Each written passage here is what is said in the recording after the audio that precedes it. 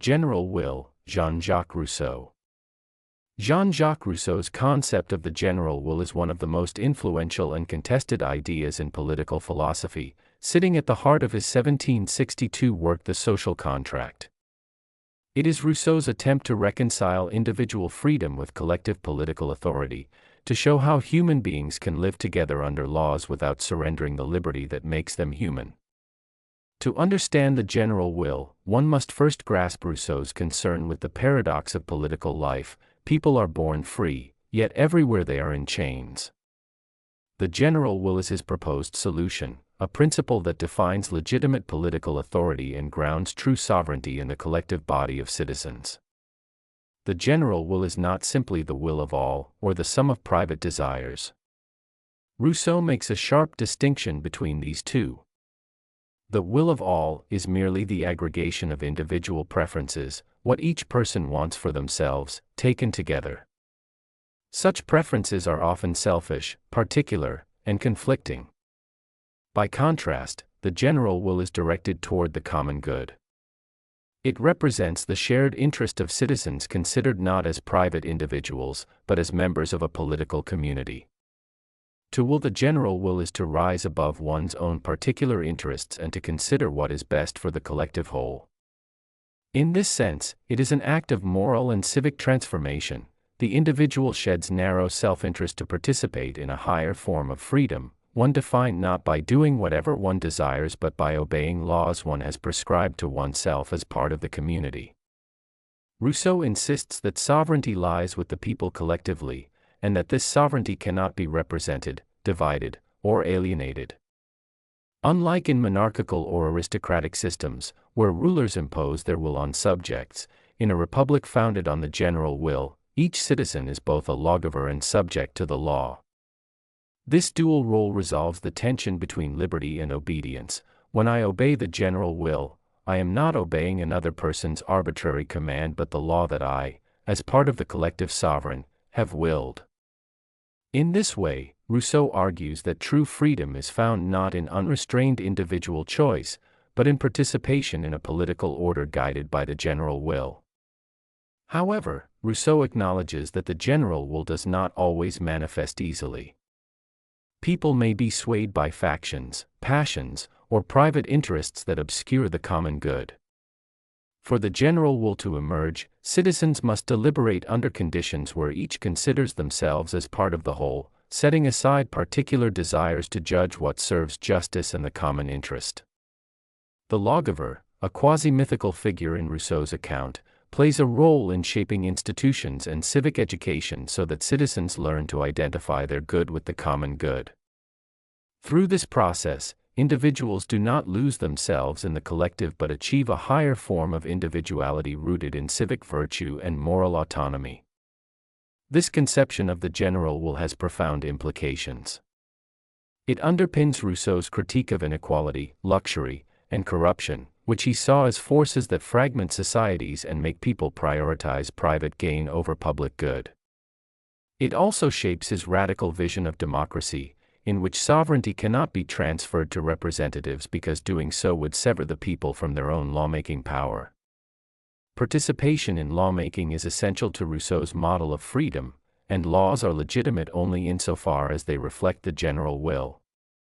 At the same time, Rousseau's doctrine has been the subject of intense criticism and controversy.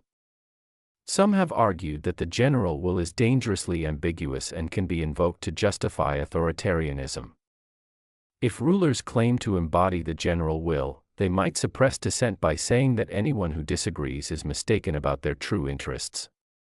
Rousseau himself suggested that individuals who resist the general will may need to be forced to be free, a phrase that has often been read as opening the door to coercion in the name of liberty. Defenders of Rousseau respond that he envisioned a small, participatory republic where genuine deliberation and civic virtue would safeguard against tyranny, not a centralized state imposing conformity. Nonetheless, the idea of the general will remain central to discussions of democracy, popular sovereignty, and collective decision-making. It invites reflection on how diverse individuals can come together to govern themselves, how freedom can coexist with authority, and how the pursuit of the common good can avoid collapsing into mere majoritarianism. At its core, Rousseau's general will articulates a vision of political life in which liberty is not the absence of restraint but the condition of self-rule through shared commitment to justice and community. It expresses Rousseau's conviction that human beings achieve their fullest dignity not in isolation but in collective self-determination. Daoism, Laozi. Daoism, as articulated by Laozi in the Tao Te Ching, begins with an elusive insight: the deepest order of reality cannot be captured by fixed names or rigid systems. The Tao that can be spoken is not the constant Tao, Laozi warns in the opening line. This sets the tone for an approach that resists dogma and emphasizes attunement over control. Daoism is not a blueprint for reorganizing the world but an invitation to live in harmony with the underlying way, the Tao, that animates all things. The Tao is both the source and pattern of the cosmos, the principle through which everything arises and into which everything returns. It is not a personal deity, nor merely an abstract law, but the ineffable process of nature's unfolding. The Tao operates spontaneously, without deliberate striving, yet with inexhaustible creativity. It produces all things but does not possess them, it acts but does not claim credit. To follow the Tao, then, is not to impose one's will on the world but to move in step with its rhythms, to cooperate with the grain of reality rather than cut against it. Because the Tao is beyond conceptual capture, Laozi teaches through paradox and metaphor. Water is a favorite image, soft yet strong, yielding yet undefeated, shaping mountains not by force but by persistence. The sage is like water, content to dwell in low places, nourishing all without contention, and overcoming hardness through softness. These images signal a reversal of conventional values. Instead of exalting domination, Taoism prizes humility. Instead of glorifying rigid control, it honors supple adaptability. The central ethical and political principle in Laozi's thought is Wu Wei, often translated as non-action, though this can mislead. Wu Wei does not mean literal inaction or laziness. It means acting in a way that is unforced, aligned with the natural flow, free of willful interference. The person who practices Wu Wei does not abandon responsibility but fulfills it without strain, like a skilled musician whose fingers move effortlessly after long attunement. In governance, Wu Wei means ruling with minimal imposition, trusting the people's own rhythms rather than burdening them with unnecessary laws and punishments. For Laozi, heavy-handed governance breeds disorder, just as over-tightened strings break under pressure. Taoism counsels a return to simplicity, the uncarved block. This metaphor urges us to strip away artificial desires, rigid hierarchies, and pretentious knowledge that distance us from the natural way of being. Complexity breeds conflict, simplicity fosters harmony. In practical terms, this means tempering ambition, curbing greed, and recovering a childlike openness, qualities Laozi holds up as models of vitality. Spontaneity, too, is central. The sage acts without calculation, responding fluidly to circumstances rather than clinging to fixed plans. This spontaneity is not chaotic but arises from deep alignment with the Tao. A striking feature of Laozi's teaching is the principle of reversal. Reversal is the movement of the Tao. Things transform into their opposites when pushed to extremes. Strength becomes weakness, fullness empties out, and rigid power collapses under its own weight. Hence, Laozi urges humility, softness, and yielding, not as sentimental virtues but as strategic wisdom. This complements the Taoist vision of yin and yang, the interplay of opposites within a dynamic whole. Harmony, for Laozi, does not come from erasing difference but from balancing and integrating contrasting forces. Politically, Laozi is skeptical of aggressive statecraft, moralistic legislation, and coercive reforms. The more laws and punishments proliferate, he argues, the more thieves and bandits arise. The best rulers govern so lightly that people scarcely notice their presence, crediting the harmony of life to their own accord rather than external force. This does not mean anarchy in the modern sense, rather, it means creating conditions where people can live simply and virtuously without manipulation. For Laozi, the mark of wise leadership is humility. Like the sea lying below all streams, the ruler leads by lowering himself. At its heart, Daoism offers an alternative to the obsession with control, over nature, over others, over oneself, that characterizes much of human striving. By seeking to dominate, we generate friction. By letting go, we find a deeper strength. This is why Laozi so often praises weakness, emptiness, and stillness. The empty hub makes the wheel useful, the hollow vessel gives the cup its function, silence makes speech possible. In the same way, the sage cultivates emptiness, not as a void of meaning, but as an openness that allows the Tao to work through them. Where Confucius sees moral order in ritual and hierarchical roles, Laozi sees it in spontaneous harmony. Where legalists trust law and punishment, Laozi trusts simplicity and restraint. His counsel is quiet but radical: step back, soften your grip, and let the world breathe. The reward is not only peace but an unforced vitality, a life lived in tune with the inexhaustible source that moves all things without striving, the Tao. Constant change, Heraclitus. Heraclitus's thought pivots on a single, unsettling insight: reality is not a collection of stable things but a ceaseless process. Everything is in motion. Permanence is an appearance we mistakenly project onto a world that, at its core, is flux. This is the doctrine that has come to be summarized, perhaps a bit anachronistically, as everything flows. For Heraclitus, the world is less like a set of parked objects and more like a river. What you touch is never the same twice, yet there is a pattern, a continuity of form, that makes us speak of the river at all. The philosophical task, then, is to understand the kind of order that can persist in a world of perpetual becoming. Heraclitus does not paint change as chaotic or arbitrary. He posits a governing principle, the logos, that structures the flux. Logos in his vocabulary is at once speech, account, reason, and law. It is the rational pattern that underlies change and makes the world intelligible. The logos is constant even though its manifestations are always changing. People, says Heraclitus, fail to grasp the logos. They live by customary opinion and confuse transient appearances for ultimate reality. Knowing, in his view, requires hearing and heeding the logos, that is, perceiving the law-like patterns in flux rather than mistaking them for disordered multiplicity. Two of Heraclitus's images capture his view vividly. First, the river: step into it, and the water you touch slips away; step into it again, and new water meets your feet. Yet we speak meaningfully about the river because there is a continuity of form, course, channel, name, that persists through the changing waters. Second, fire. For Heraclitus, fire is the archetypal element, always transforming, never resting, a fitting emblem of becoming. Fire consumes and gives light. It is change itself, a process that both destroys and creates. These metaphors show that change is not merely a property of objects but the very stuff of their being. A striking, and perhaps paradoxical, feature of Heraclitus's thought is his insistence on the unity of opposites. Opposing qualities do not merely negate one another, they belong together in a woven order. Health depends on disease to be recognized as health.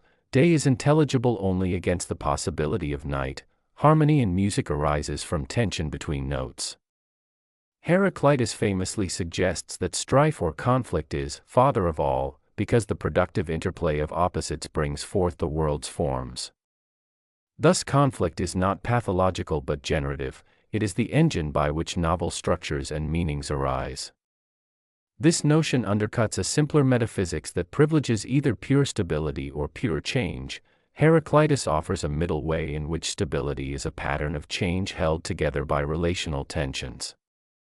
Epistemologically, Heraclitus challenges the idea that ordinary perception yields truth.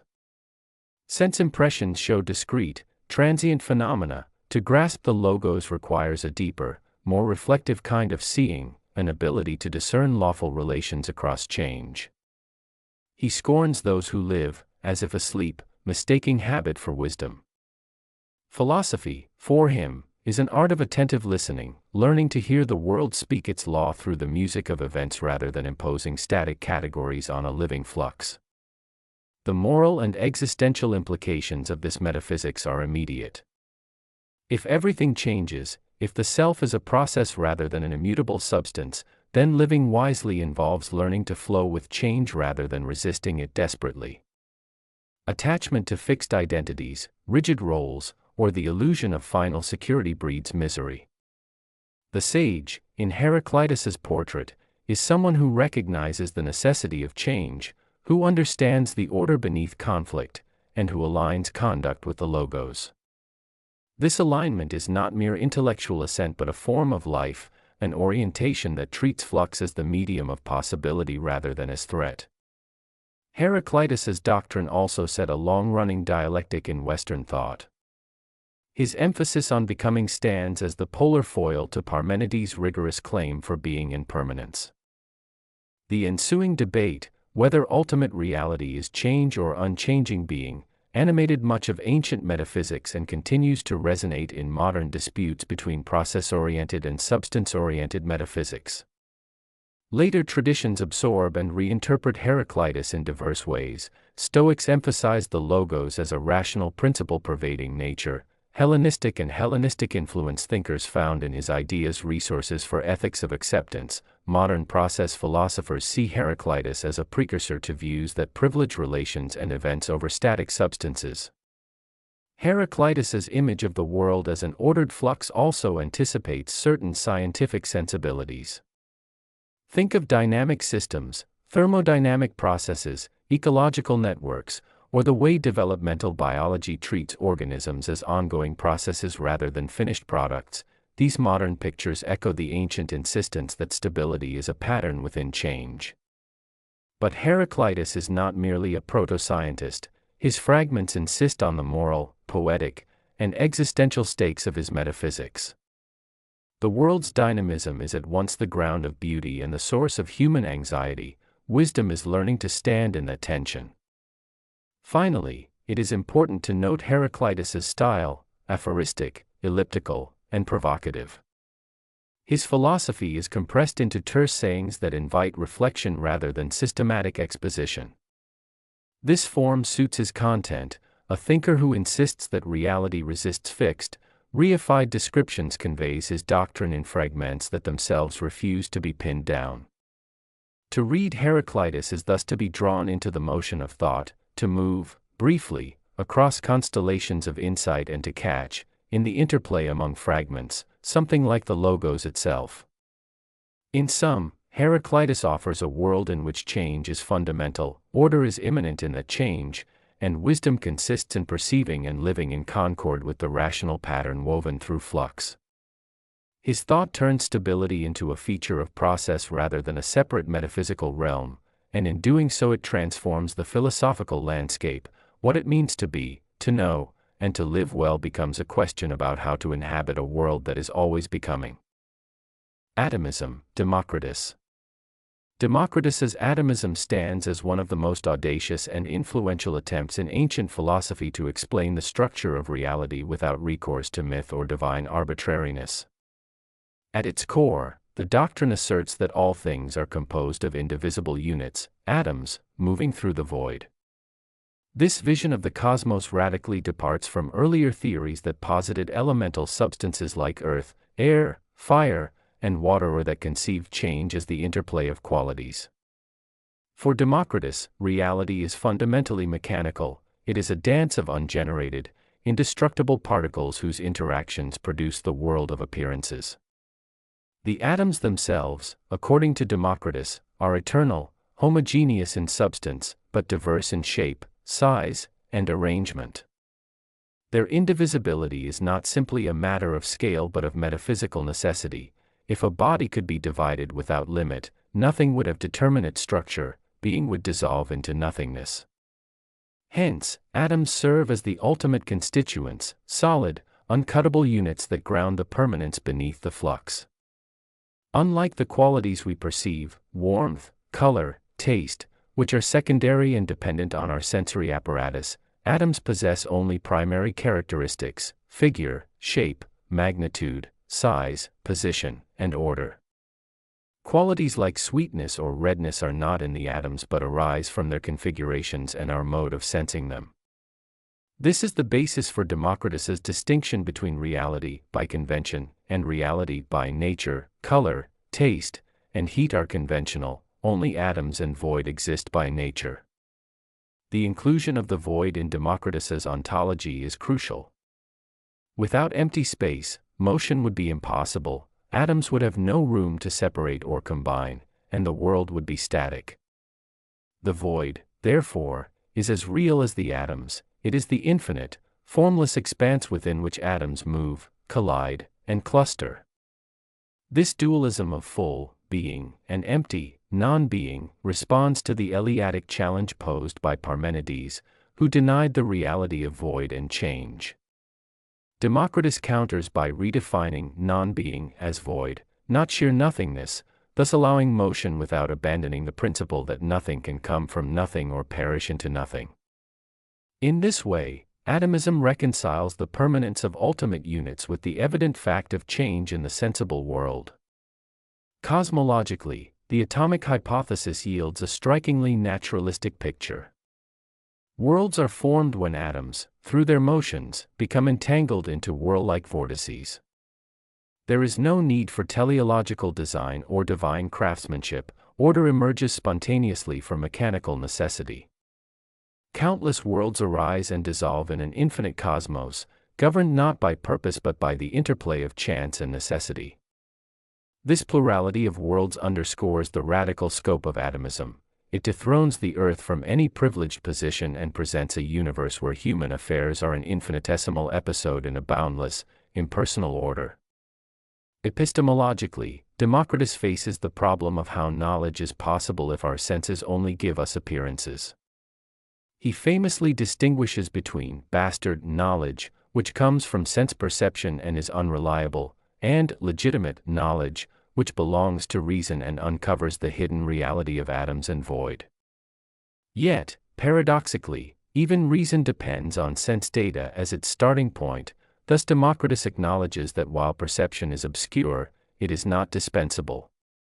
The aim of inquiry is to penetrate beyond qualitative semblances to the quantitative, structural features of things, their atomic arrangements.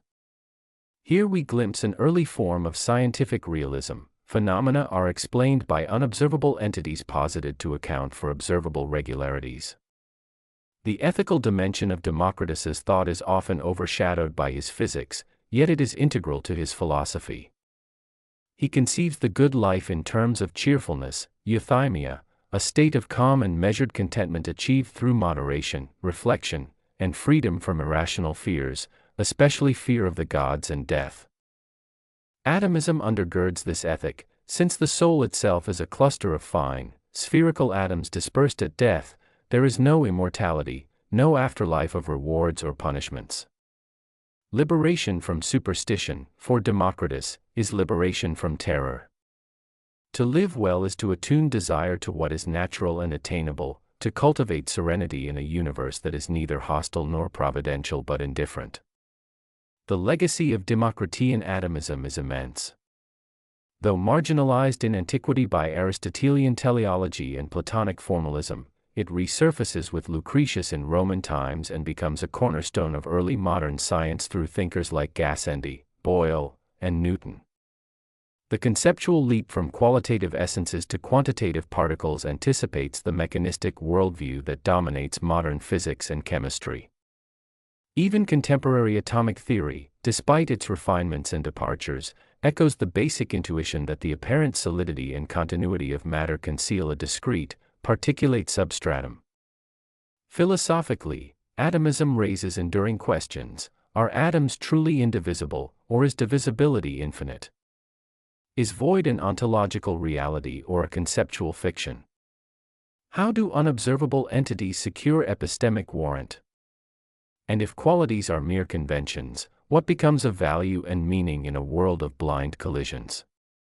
Democritus confronts these questions with a rigor rare for his time, proposing a universe without teleology, governed by necessity and chance, where human flourishing depends on rational adjustment to an impersonal order. In sum, Democritus offers a vision both austere and liberating, a cosmos built from atoms and void, without ultimate purposes, where stability arises from ceaseless motion, and where knowledge is an achievement of reason penetrating the veil of appearances.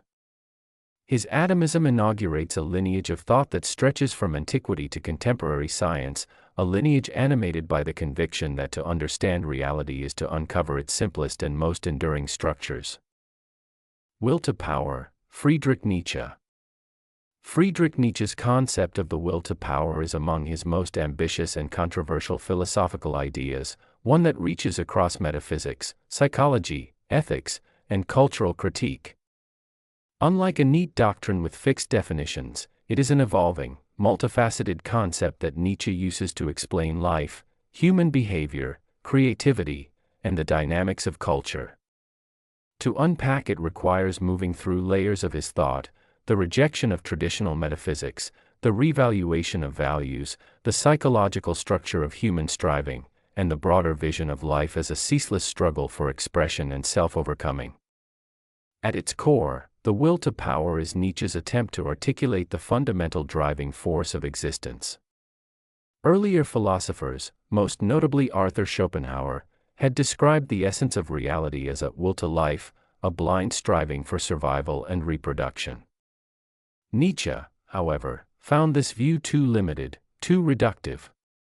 For him, life cannot be explained as merely clinging to existence or perpetuating the species. Instead, he saw all living beings, humans, animals, even cultures, as animated by a deeper, more dynamic force, the will to power.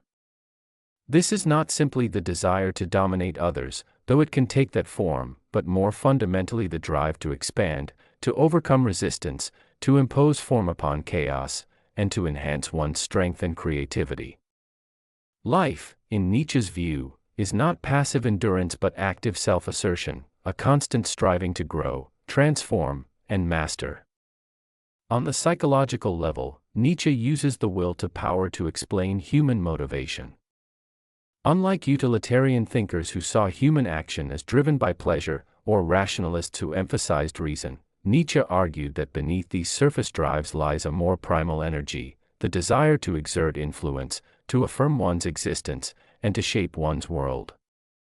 Even altruism, morality, or self-sacrifice, which might appear as the opposite of self-assertion, can be reinterpreted as subtle expressions of the will to power, ways in which individuals or groups assert their values, gain recognition, or exert control. In this sense, the will to power is not a single drive among others but the underlying reality that manifests through all drives, disguising itself in multiple forms. Nietzsche extends this insight beyond individuals to culture and morality. He argues that moral systems are themselves products of the will to power. On the genealogy of morality, he traces how the powerful, life-affirming values of ancient aristocratic cultures, rooted in strength, vitality, and nobility, were subverted by slave morality, a system born from the resentment, ressentiment, of the weak. Christianity, in Nietzsche's view, exemplifies this inversion. It elevates humility, obedience, and self-denial, not because they are inherently superior, but because they serve the will to power of those who, unable to dominate physically, sought dominance through moral condemnation and guilt. Thus, moral codes are not reflections of objective truths but instruments of power, expressions of underlying struggles between different forms of life. The will to power also plays a central role in Nietzsche's broader critique of metaphysics. He rejects the idea of a stable, eternal reality or an absolute truth behind appearances. Instead, he sees the world as a flux of forces, without fixed essences. To describe this flux, Nietzsche often resorts to the language of the will to power. Reality itself is nothing but competing forces striving for expression, growth, and dominance. Knowledge, science, and philosophy are not disinterested quests for truth but manifestations of this same will, attempts by human beings to impose order and meaning upon an otherwise chaotic and indifferent world. Even the pursuit of truth is, for Nietzsche, a kind of power move, a will to master uncertainty through concepts, categories, and systems of thought. Yet Nietzsche is not content with exposing the will to power in its hidden workings. He also sees it as the foundation for a new kind of human flourishing. His vision of the Übermensch, Overman or Superman, is deeply connected to this concept.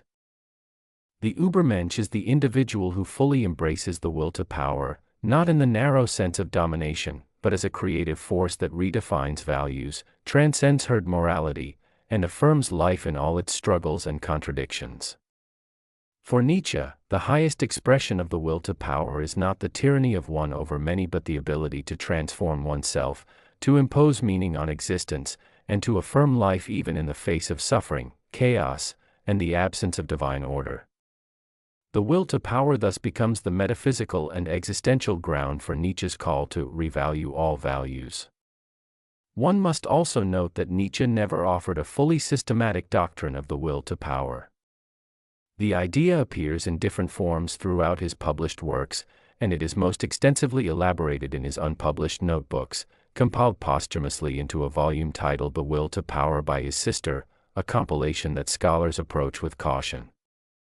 This means that the will to power should not be read as a single, final theory but as a dynamic concept Nietzsche used to challenge, disrupt, and reshape philosophical discourse. It is simultaneously a psychological hypothesis, a cultural critique, a metaphysical vision, and an existential challenge. The concept has sparked wide-ranging interpretations.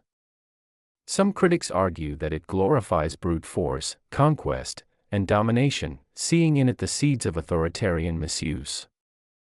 Others, however, stress its creative and self-transformative dimensions, interpreting it as a philosophy of becoming, artistry, and existential courage. Nietzsche himself seemed to favor the latter, the will to power as the expression of vitality, creativity, and the ability to affirm life in its entirety, amor fati, the love of fate. In the end, Nietzsche's will to power captures his central philosophical conviction that life is not about preservation or submission to an external order, but about the ceaseless act of creation, struggle, and transformation. It is a vision that denies final truths, static essences, or transcendent guarantees, replacing them with a world understood as force and flux, in which human beings are called not to discover meaning but to create it through the courageous embrace of their own power to shape themselves and their world. Paradoxes of Motion, Zeno of Elea. Zeno of Elea framed a set of short, stingingly simple arguments designed to show that motion and change are impossible, or at least paradoxical. Taken at face value, they seem to announce a contradiction in ordinary experience. We see things move, yet Zeno's reasoning appears to show that motion cannot occur. His paradoxes are not mere puzzles about numbers, they are dialectical weapons aimed at a metaphysical target. Parmenides claimed that reality is one, unchanging, and indivisible. Zeno's maneuver was to show that if one grants even the common-sense assumptions about space, time, plurality, and divisibility, one can be led to absurd consequences. The paradoxes force us to examine carefully what we mean by motion, instants, divisions, and infinite processes. One of the clearest examples is the dichotomy, sometimes called the racecourse paradox.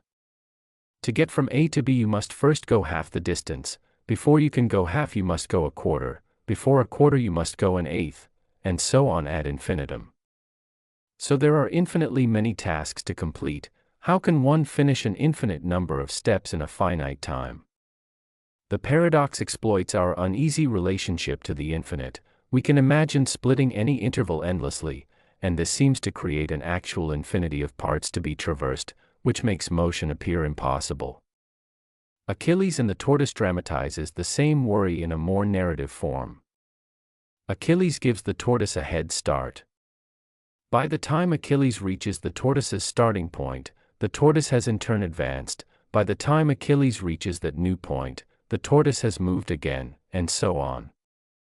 The series of catch-up points is infinite, so Achilles seems never to overtake the tortoise. The reader experiences the sting of paradox. How can a faster runner fail to catch up? Zeno's arrow raises a subtler problem about instants. At any single instant of time, the arrow in flight occupies some place equal in size to the arrow itself. At that instant it is neither moving to some other place nor undergoing change.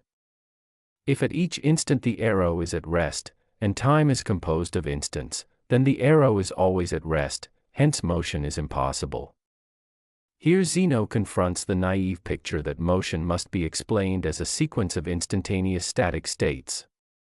Another of his paradoxes, the stadium, involves relative motion and strange consequences when rows of moving bodies are compared. It presses on assumptions about simultaneity and the nature of equal intervals.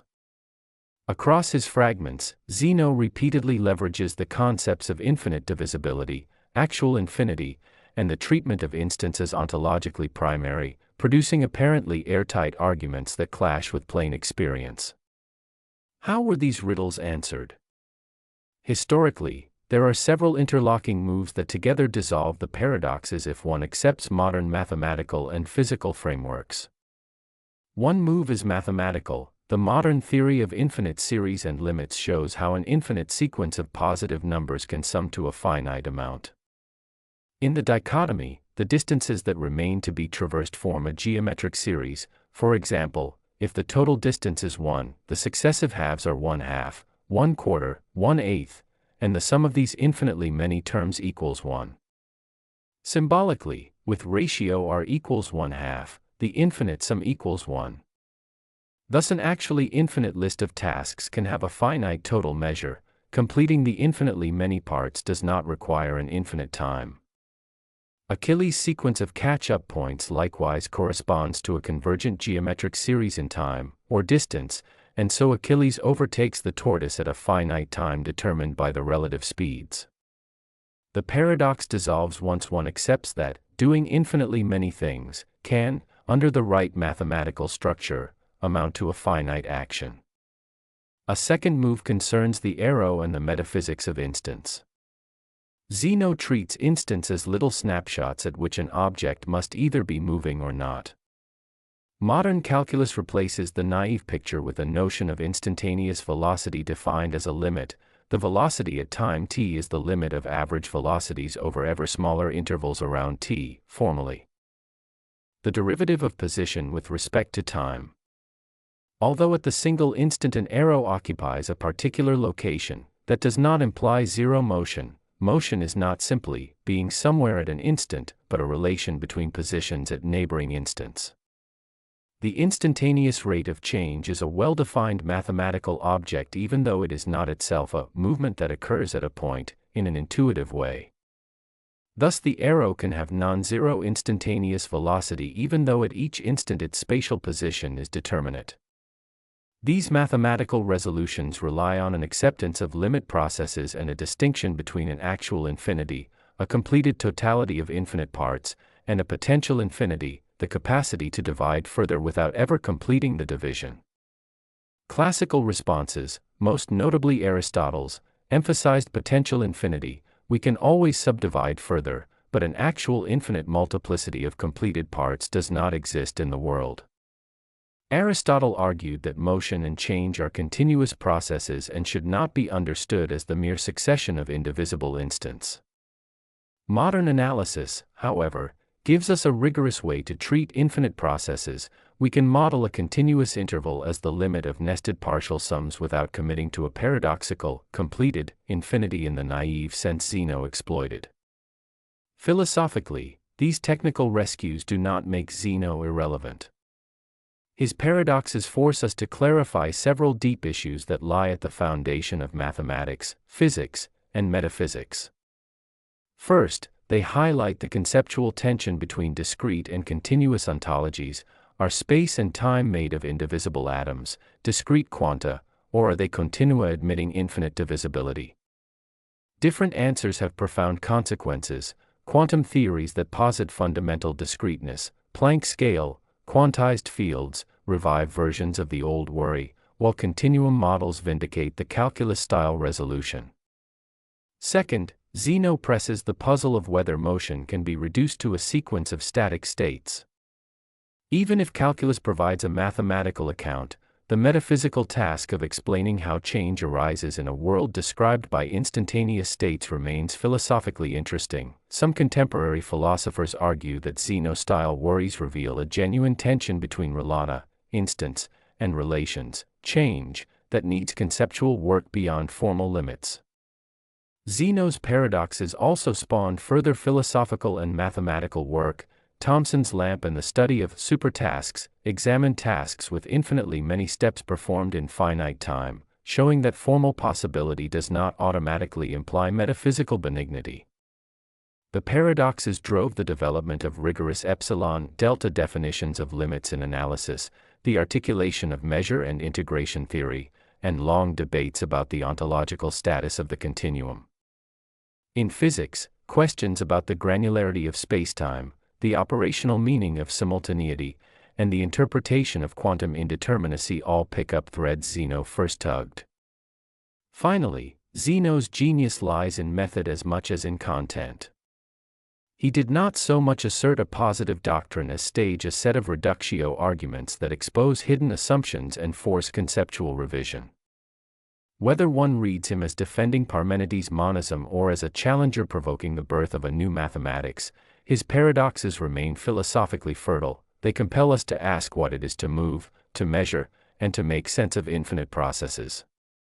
In that sense, Zeno continues to function as a kind of philosophical probe, simple in statement, inexhaustible in consequences, urging us to attend to the foundations beneath the motion we assume and the mathematics we trust. Categorical Imperative, Immanuel Kant.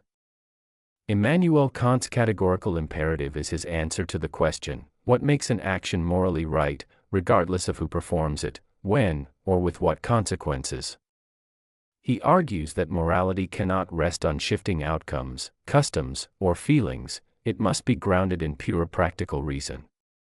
An imperative is a command of reason that tells us what we ought to do. Most imperatives are hypothetical. They tell you what to do if you want a certain end. If you want to stay healthy, exercise. The categorical imperative, by contrast, commands unconditionally, do this, period. It is addressed to us simply as rational agents and binds us irrespective of our desires. When we act morally, we are not obeying external authority or chasing results, we are legislating a law for ourselves through reason. Kant's first step is to locate the moral worth of an action not in its outcome but in the maxim from which it is done. A maxim is a personal rule, your description of what you are doing and why. Two people can do the same outward deed but differ morally depending on their maxim. Returning a lost wallet to avoid getting caught has no moral worth, while returning it from duty does. Morality, for Kant, concerns acting from the right principle, not merely in accordance with it. The categorical imperative is the test that filters maxims into those that are fit to be universal laws and those that are not. Kant gives several equivalent formulations of this supreme principle of morality. The most famous is the formula of universal law: act only on that maxim whereby you can at the same time will that it should become a universal law.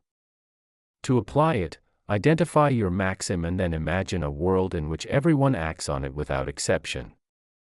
If the maxim cannot be universalized without contradiction, it is impermissible. Kant distinguishes two kinds of contradiction. A contradiction in conception occurs when universalizing the maxim would destroy the very practice your action presupposes. The classic example is the false promising borrower. If I form a maxim to make a promise I do not intend to keep in order to get money, and everyone did likewise, the institution of promising would collapse. Promises would lose their credibility, and the act as I described it, getting money by promise, would become impossible. Such maxims violate perfect duties, strict prohibitions, like the duties not to lie or not to commit suicide. A contradiction in will arises when a rational agent could conceive the universalized maxim but could not will it consistently with ends all rational beings necessarily have. A world where no one helps anyone in need is conceivable, but a rational agent, who inevitably wills the development and support of their own capacities, could not will such a world universally. This grounds imperfect duties, wide, meritorious duties, such as the duty of beneficence and the duty to cultivate one's talents. A second formulation, the formula of humanity, states, act in such a way that you treat humanity, whether in your own person or in the person of any other, always at the same time as an end and never merely as a means. This does not forbid using people as means in ordinary, consensual ways, hiring a driver or consulting a physician, but it forbids using them merely as tools by bypassing or overriding their rational agency. Coercion, deception, exploitation, and manipulation are wrong because they treat persons as if they were instruments with a price rather than beings with dignity. On this view, the wrongness of the lying promise is not only that universalization collapses promising, but also that deception makes consent impossible. The other person cannot set their own ends on the basis of true information. Respect for persons becomes the core of moral life. Each rational agent has an absolute worth that cannot be traded off against aggregate benefits. A third formulation, the formula of the kingdom of ends, invites us to regard ourselves as both authors and subjects of a common moral legislation, act according to maxims of a universally legislating member of a merely possible kingdom of ends. Here Kant links morality to autonomy. To be free is not to do whatever impulse suggests but to give oneself the law through reason. Heteronomy, letting inclination, tradition, or consequences dictate, is a kind of self-subjection. Autonomy is self-legislation. The will binds itself to principles it could rationally will for all. The kingdom of ends is an ideal community where everyone treats everyone else as an end and publicly endorses only those maxims that could be common law.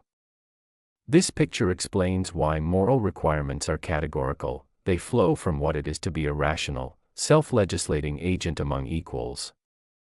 Kant's framework yields a familiar map of duties. Perfect duties admit no exceptions in principle and are derived from contradictions in conception. Do not lie, do not make false promises, do not commit suicide, do not steal. Imperfect duties allow latitude in how and when to comply but are nonetheless binding, grounded in contradictions in will. Cultivate your talents, promote others' welfare, show gratitude, and develop moral character. The latitude of imperfect duties reflects the space for practical judgment. You cannot help everyone all the time, but you must make the end of others good your own in some coherent way. Several features of this ethics are deliberately austere. Consequences matter for prudence, but they are not what make an action right or wrong. Motives of sympathy can align with duty, and Kant thinks it is good to cultivate beneficent feelings, but feelings cannot ground obligation because they are contingent and variable. What can ground obligation is the structure of practical reason itself, the form of universal law-giving. This makes Kant's ethics stringent and impartial. The same standards apply to me as to everyone, and no one gets special moral exemptions because of who they are or what they want. The view has well-known challenges. One is the empty formalism, worry. Can any maxim be gerrymandered to pass the universalization test by building in enough specific conditions? I may lie when I, Alex, am in room 3 on Tuesdays. Kant's defenders reply that maxims must be genuine practical principles, action guiding for rational agents, and that the test silently presupposes publicity and shared rational ends. Contrived maxims that could not be willed as public law for all agents fail. A second challenge is the problem of conflicting duties, dramatized by the case of lying to a would-be murderer. Kant notoriously argued that there is a strict duty not to lie even then, on the grounds that one may not make oneself an exception to law. Later Kantians distinguish truthfulness as the default perfect duty and argue that coercion by the wrongdoer can void their claim to truthful disclosure, or they recast the case under the formula of humanity. Aiding murder instrumentalizes the victim and fails to respect humanity as an end. A third concern is action guidance. Critics say the test can be abstract and hard to apply. Kant's own method is more procedural than it first appears. Formulate the maxim precisely, test for contradiction in conception and in will, check whether your reasoning bypasses others' agency, and ask whether you could legislate this as public law for a community of equals. When used together, the formulations converge robustly in many everyday cases. The categorical imperative also illuminates wider themes. It links morality to freedom by identifying freedom with rational self-governance rather than with license. To act morally is to act from a law you could will for all, not from causal pushes of appetite or fear. It grounds rights, because persons have dignity. There are strict constraints against coercion and deception, which underpin duties of respect and correlate with others' claims. It explains why some trade-offs are impermissible even for great good. You may not harvest one healthy person's organs to save 5, because that would treat the one as a mere means. And it explains why certain positive aims are obligatory yet discretionary in execution. You must take others' ends as your own to some extent, but you retain latitude in how you contribute. Seen this way, the categorical imperative is not a single rule but a family of tightly connected tests that articulate what it is to be a rational, autonomous being among others with equal standing. It demands that your reasons be shareable as law, that your actions respect each person's capacity to set ends, and that you see yourself as a co-legislator in a moral community. The moral life, on this account, is not deference to an external code but the exercise of one's own rational freedom. Wrongdoing is, at bottom, a failure of self-governance, a decision to make oneself the exception to a rule one expects others to follow. That is why Kant's ethics can be at once demanding and dignifying. It asks a lot of us, but it does so by taking seriously our status as beings capable of giving and abiding by reasons that all could accept. Social contract theory, Thomas Hobbes. Thomas Hobbes's social contract theory is a harshly realistic, tightly argued account of why men bind themselves under political authority and what kind of authority is required to secure civilized life. He begins from a brutal psychological and anthropological premise. Human beings are broadly equal in their capacities, each possessing enough strength, cunning, or skill to kill or outwit another, combined with appetites, fears, most importantly the fear of violent death, and the desire for reputation. This equality produces competition, suspicion, and a drive for preemptive advantage. From these facts Hobbes imagines the human condition without a common power to keep people in check, the famous state of nature. This state is not an idyllic liberty but a condition of constant insecurity, where there is no industry, no trust, no arts, and where life is solitary, poor, nasty, brutish, and short. In the state of nature every person has a natural right to do whatever they judge necessary for their survival. There is no law, because law presupposes a lawgiver and an enforcement mechanism. Given that grim diagnosis, Hobbes asks what rational people would do to escape the state of nature's anarchy. The answer is the social contract. For Hobbes, the contract is not a voluntary bargain in the modern commercial sense but a rational, prudential agreement. Individuals agree to renounce certain natural liberties and to confer those rights, especially the right to use force, upon a single person or assembly designated as sovereign. This transfer of rights is a mutual covenant among the individuals themselves to submit to common rules and to a common authority whose power they collectively institute.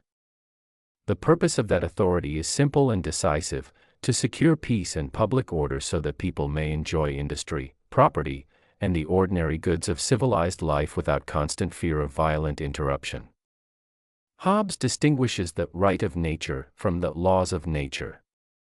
The right of nature is the liberty each person has to preserve their own life by any means. The laws of nature are rational precepts, discerned by reason, which, when heeded, promote peace and mutual preservation.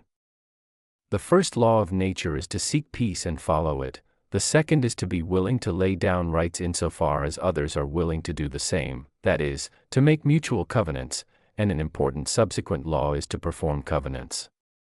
These maxims explain why contracting away some natural liberties is rational. Without such surrender individuals remain vulnerable to violence and constant insecurity, whereas a sovereign power can impose rules and punish transgressors, thereby making the general security that enables flourishing possible.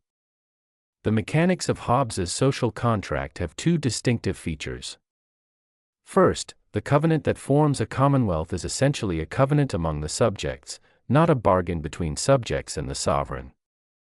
Individuals covenant with one another to appoint and empower a sovereign. Because the sovereign is not a party to that covenant, the sovereign cannot be said to break it. That conceptual move secures the sovereign and irrevocable status of authority. Hobbes's sovereign is an artificial person, or leviathan, created by the united will of the people to be their security. Second, by transferring rights to the sovereign, subjects give him the monopoly on legitimate coercive force. Only the sovereign may define and enforce civil law, adjudicate disputes, levy punishment, and make the decisive judgments that prevent a relapse into war.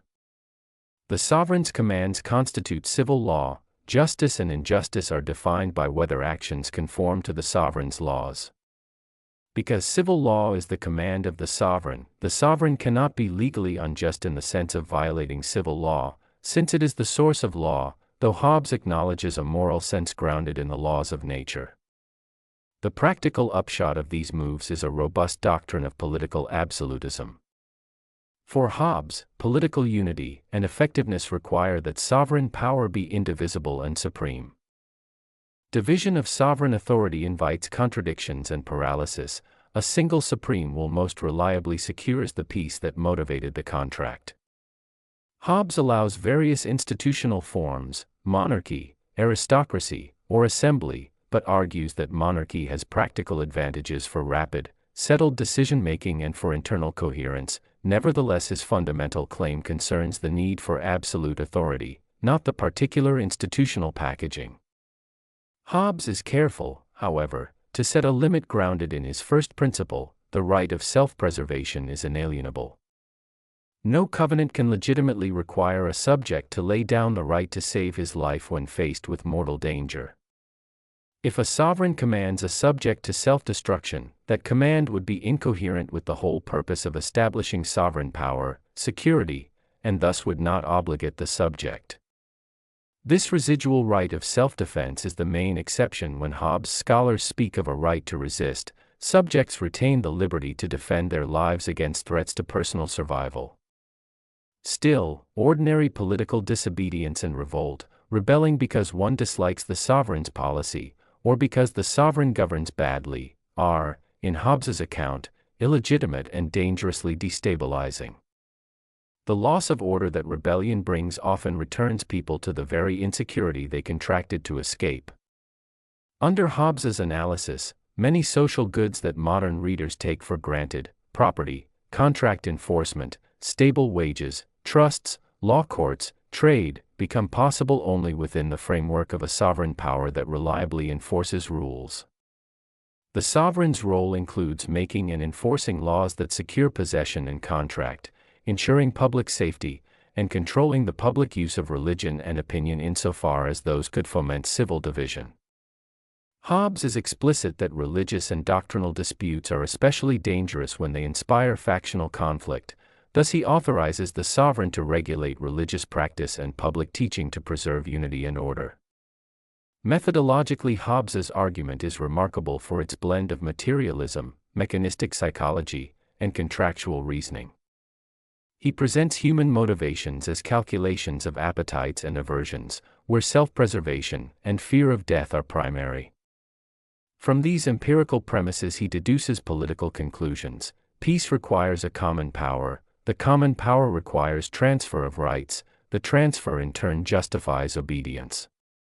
His political philosophy therefore aims to be explanatory as well as prescriptive. It explains why men will enter a commonwealth and prescribes the institutional structure of authority needed to prevent a return to war. Hobbes's theory provoked powerful objections then and now. Critics argue that Hobbes's sovereign can become tyrannical because the contract generates virtually unlimited authority. They question whether consent can legitimately bind people, especially later generations, so completely, and they point out moral worries about allowing rulers vast discretion over subjects' lives and consciences. Hobbes anticipates some of these concerns. He grounds political obligation in prudential self-preservation rather than moral guilt, and he stresses the practical utility of obedience, but he is unapologetic about the trade-off, liberty surrendered for security. His theory remains compelling in demonstrating the structural problem of order. Institutions that prevent people from having to rely on force in each encounter are necessary if complex cooperation is to flourish. Historically, Hobbes's social contract marks a turning point in modern political thought. He strips the divine right myth of medieval polities and instead offers a secular, human-centered justification of the state rooted in human needs and rational calculation. Even those who reject his absolutism, Locke, Rousseau, and many later thinkers, accept the social contract frame that locates political legitimacy in some form of consent, actual, tacit, or hypothetical, rather than in metaphysical status. Hobbes's grim realism and the stark logic of his covenant continue to shape debates about authority, liberty, security, and the moral limits of political power. Scholasticism, Thomas Aquinas. Scholasticism, as exemplified by Thomas Aquinas, is a method of inquiry rather than a single doctrine, a disciplined attempt to reconcile faith and reason, revelation, and philosophy, within a unified vision of truth. For Aquinas, all truth comes from God, whether disclosed through Scripture or discovered by the light of natural reason. Therefore, there can be no ultimate conflict between theology and philosophy. If tensions arise, they signal misunderstanding, not contradiction. This conviction frames the scholastic project, to clarify, order, and defend the truths of faith using the tools of logic, analysis, and systematic argument. Aquinas works within the intellectual world of medieval Christendom, where theology is the queen of the sciences, yet he draws deeply from Aristotle, whose works had recently entered the Latin West.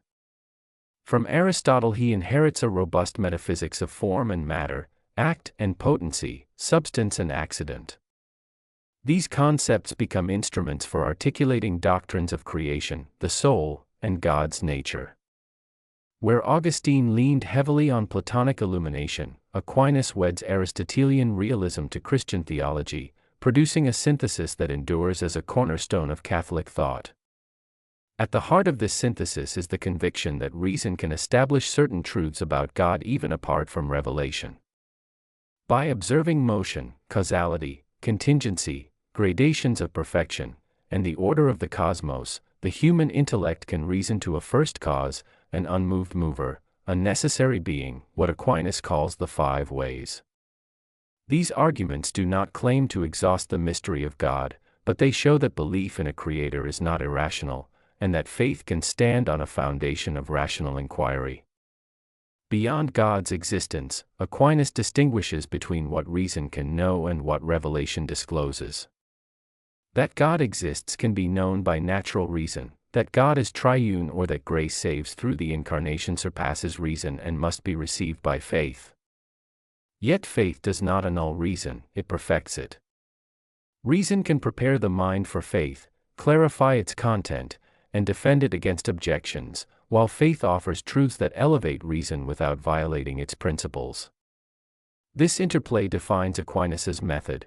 Reason serves theology without ceasing to be reason. Scholasticism's form mirrors its purpose, a dialectical structure of questions, objections, and replies. Each issue begins with a question: whether God exists, whether the soul is immortal, whether law binds the conscience. Opposing arguments are presented with rigor, often more strongly than their proponents would frame them.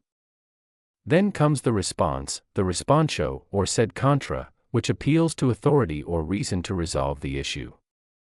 Finally, each objection is answered in turn. This format trains the mind to weigh arguments impartially, to distinguish nuances, and to integrate truth wherever it appears. In ethics, Aquinas develops a natural law theory grounded in human nature and its orientation to the good. All beings act toward ends. For humans, endowed with reason, the ultimate end is beatitude, the vision of God. From this flow intermediate goods: life, procreation, knowledge, sociality. The moral law is not an arbitrary command but the rational participation of creatures in the eternal law. Thus, to act morally is to act in accordance with reason, which reflects divine wisdom. Virtue ethics, informed by Aristotle, become central. Habits of prudence, justice, temperance, and fortitude dispose the will toward the good, while theological virtues, faith, hope, and charity, elevate the soul to its supernatural end. Aquinas' thought also shapes political theory. the state exists to promote the common good, not merely order or survival. Laws bind insofar as they accord with reason. Unjust laws are perversions of law and lack true authority, though they may oblige for the sake of peace. Political authority, like all authority, ultimately derives from God, but it is mediated through natural order and human consent, not sheer divine fiat. Critics sometimes accuse scholasticism of arid formalism. Yet in Aquinas's hands it is anything but lifeless. Behind its syllogisms beats a vision of the cosmos as a hierarchy of being, radiant with intelligibility, in which every creature reflects the goodness of its source. Knowledge, for Aquinas, is an ascent, from sensory experience to universal concepts, from effects to causes, from creatures to the Creator. Love crowns this ascent, for to know God truly is to love Him. Thus the scholastic method, for all its rigor, serves a contemplative goal, to order the mind toward wisdom and the soul toward its final rest in the divine. Far from being an exercise in sterile logic, Aquinas's scholasticism embodies a profound confidence in the harmony of faith and reason, the unity of truth, and the capacity of the human intellect, wounded by sin but illumined by grace, to glimpse, however faintly, the light of eternal reality.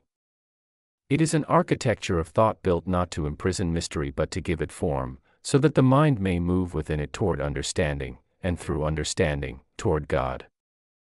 Historical materialism, Karl Marx. Karl Marx's idea of historical materialism is one of the cornerstones of his philosophy and social theory, providing the framework through which he explained the development of human societies, their conflicts, and their eventual transformation.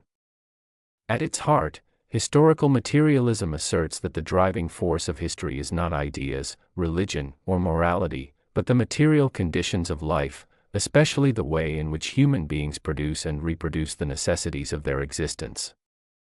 For Marx, the structure of society and the trajectory of its historical development are shaped fundamentally by the mode of production, the combination of the forces of production, such as technology, tools, labor power, and knowledge, and the relations of production, the social and economic relationships people enter into to produce goods, such as master and slave, lord and serf, or capitalist and worker. This materialist perspective sharply contrasted with idealist accounts, like those of Hegel, which place the development of ideas, spirit, or consciousness at the center of history. Marx turned Hegel on his head by arguing that consciousness is determined by existence, not the other way around.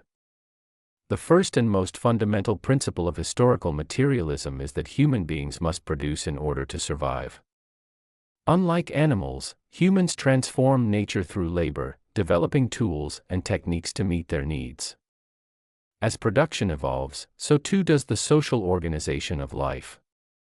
For example, the invention of agriculture created surplus food, which allowed for permanent settlements, the division of labor, and eventually social hierarchies.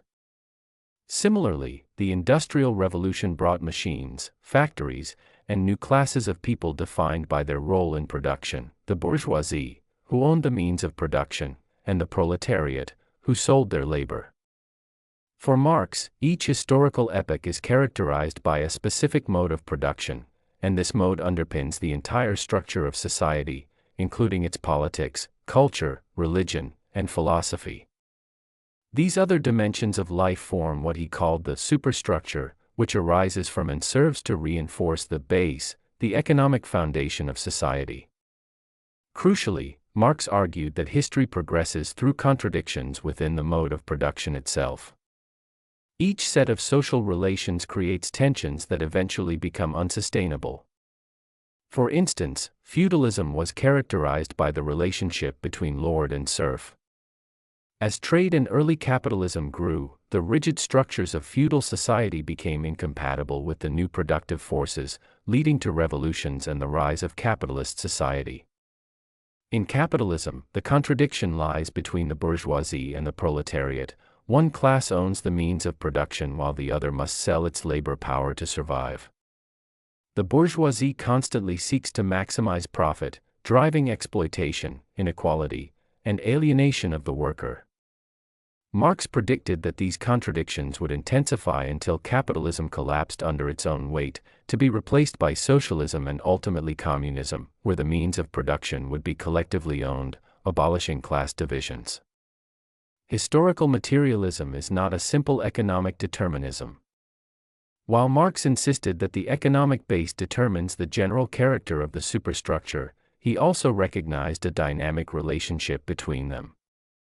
Ideas, politics, and culture are shaped by material conditions, but they can also influence and accelerate historical change. For example, revolutionary movements depend not only on economic conditions but also on the spread of class consciousness, the awareness by workers that their suffering is rooted in systemic exploitation. Without this awareness, workers might continue to accept the dominant ideology that justifies the existing order. Thus, the ruling class, as Marx noted, controls not only material production but also the production of ideas, ensuring that the dominant ideology portrays their dominance as natural, just, and inevitable. Historical materialism seeks to expose this ideology as a mask for material interests. Another key feature of historical materialism is its rejection of static or universal human nature. Marx argued that what it means to be human changes across historical epochs, depending on the mode of production. For example, the individualism celebrated in capitalist societies is not an eternal truth about humanity but a reflection of the market economy and its emphasis on competition, private property, and self-interest. Similarly, ideas of justice, morality, and freedom are historically relative, grounded in material conditions.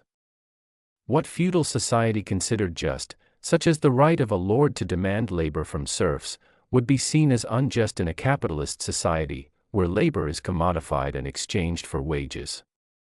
This relativism, however, does not mean Marx believed all social orders are equally valid. Rather, he viewed history as a process of human emancipation, in which each successive stage represents both progress in the development of productive forces and deeper contradictions that demand resolution. The dialectical dimension of historical materialism is also critical. Marx adopted Hegel's notion of dialectics, the idea that history moves forward through contradictions and their resolution, but he stripped it of its idealist foundations. Instead of contradictions between ideas, Marx focused on contradictions between material forces and social relations. In capitalism, for example, technological innovation increases productivity, but the private ownership of production limits the benefits to a small class. This creates crises of overproduction, unemployment, and social unrest. These contradictions, Marx argued, create the conditions for revolutionary change, where the oppressed class rises against the dominant one. Thus, history, in Marx's view, is the history of class struggle. Historical materialism has far-reaching implications for how we understand society. It challenges the idea that social institutions, like the state, religion, or law, are neutral or timeless. Instead, it views them as instruments shaped by and serving the interests of the ruling class. It also undermines the notion that history is guided by divine providence or abstract reason. For Marx, history is the outcome of human labor, struggle, and material necessity. By focusing on the concrete conditions of life, historical materialism offers a scientific approach to understanding society, one that claims to reveal the real forces beneath appearances. At the same time, Marx's theory is not purely descriptive but deeply normative. It points toward human liberation by showing that oppressive systems are not natural or eternal but historically contingent and therefore changeable. Just as feudalism gave way to capitalism, capitalism, too, will be overcome. Historical materialism is thus both a method of analysis and a call to action, demanding that individuals recognize their role within the material contradictions of their time and act to transform society. In summary, Marx's historical materialism redefined the study of history and society by grounding it in material conditions rather than abstract ideas. It reveals how economic structures shape human consciousness, social institutions, and historical development, and it highlights class struggle as the engine of historical change. By uncovering the material roots of exploitation and inequality, it seeks not only to interpret the world but to change it, offering a vision of history as a dynamic, dialectical process leading toward human emancipation. Utilitarianism, John Stuart Mill. Utilitarianism, as articulated by John Stuart Mill, is both an ethical theory and a practical guide for moral decision-making, rooted in the principle that the ultimate standard of right and wrong is the promotion of happiness. By happiness, Mill means pleasure and the absence of pain, understood not in a narrow, hedonistic sense but in a richer conception that distinguishes between higher and lower forms of satisfaction. For Mill, the moral worth of any action lies in its consequences. An act is right insofar as it tends to produce the greatest amount of happiness for the greatest number of people, and wrong insofar as it produces the opposite. This focus on outcomes makes utilitarianism a consequentialist theory, as it judges actions not by their motives or intrinsic nature but by their effects on overall well-being. Mill's refinement of utilitarianism begins with a defense of its fundamental principle against common objections. Critics often accuse it of being a doctrine worthy only of swine, reducing human life to the pursuit of base pleasures. Mill responds by introducing the qualitative distinction between pleasures. While all pleasures share the common feature of being desirable experiences, some are intrinsically more valuable than others because they engage the higher faculties, those of intellect, imagination, and moral sentiment. Reading a profound work of literature, engaging in philosophical discourse, or cultivating aesthetic appreciation provides a form of pleasure that is qualitatively superior to the gratification of appetite or bodily sensation. To illustrate, Mill asserts that it is better to be a human being dissatisfied than a pig satisfied, better to be Socrates dissatisfied than a fool satisfied. This hierarchy of pleasures reflects Mill's conviction that human beings, by nature, seek not only pleasure but a life consonant with their dignity and rational capacities. The utilitarian calculus, then, is not a crude arithmetic of pleasures but an attempt to weigh their quality as well as quantity. When determining the morality of an action, one must consider not merely how much pleasure or pain it will produce but what kind of pleasure is at stake and for whom. Mill insists that the judgment of those who have experienced both higher and lower pleasures serves as the best guide in distinguishing their relative worth. Such judges, when competent and unbiased, consistently prefer the pleasures that exercise the higher faculties, even when they come with greater difficulty or dissatisfaction. Another crucial feature of Mill's utilitarianism is its impartiality. Each person's happiness counts equally. No one's good is intrinsically more important than another's. This universality prevents utilitarianism from collapsing into egoism or favoritism. The moral agent, in deliberating about what to do, must adopt the standpoint of the greatest good for the greatest number, extending concern beyond the self to all affected by the act. This demand for impartiality, though exacting, is central to Mill's vision of morality as a system that transcends individual bias and promotes the general welfare. Mill does not ignore the practical complexities of applying this principle. Critics argue that utilitarianism sets an impossible standard, requiring people to calculate all consequences before acting. Mill replies that the principle of utility serves as the ultimate criterion, not necessarily the immediate decision rule in every case. Human beings rely on secondary moral principles, such as honesty, justice, and fidelity, because experience shows they generally promote happiness.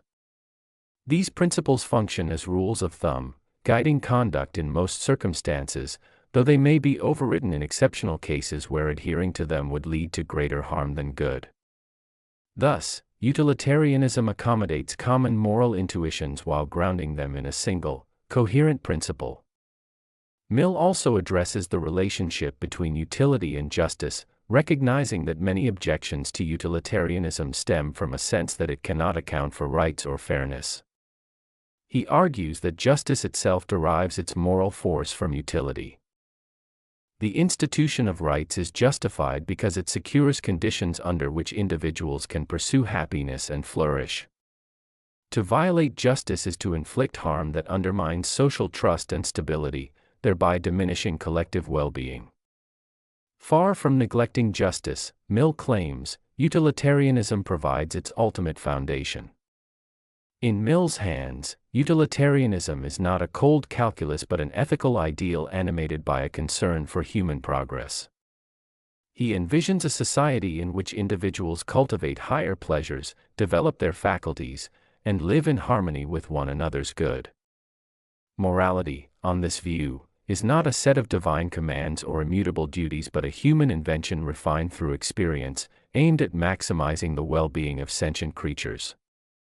This orientation makes utilitarianism deeply democratic. It respects each person's capacity for happiness and seeks a world in which that happiness is as widely diffused as possible.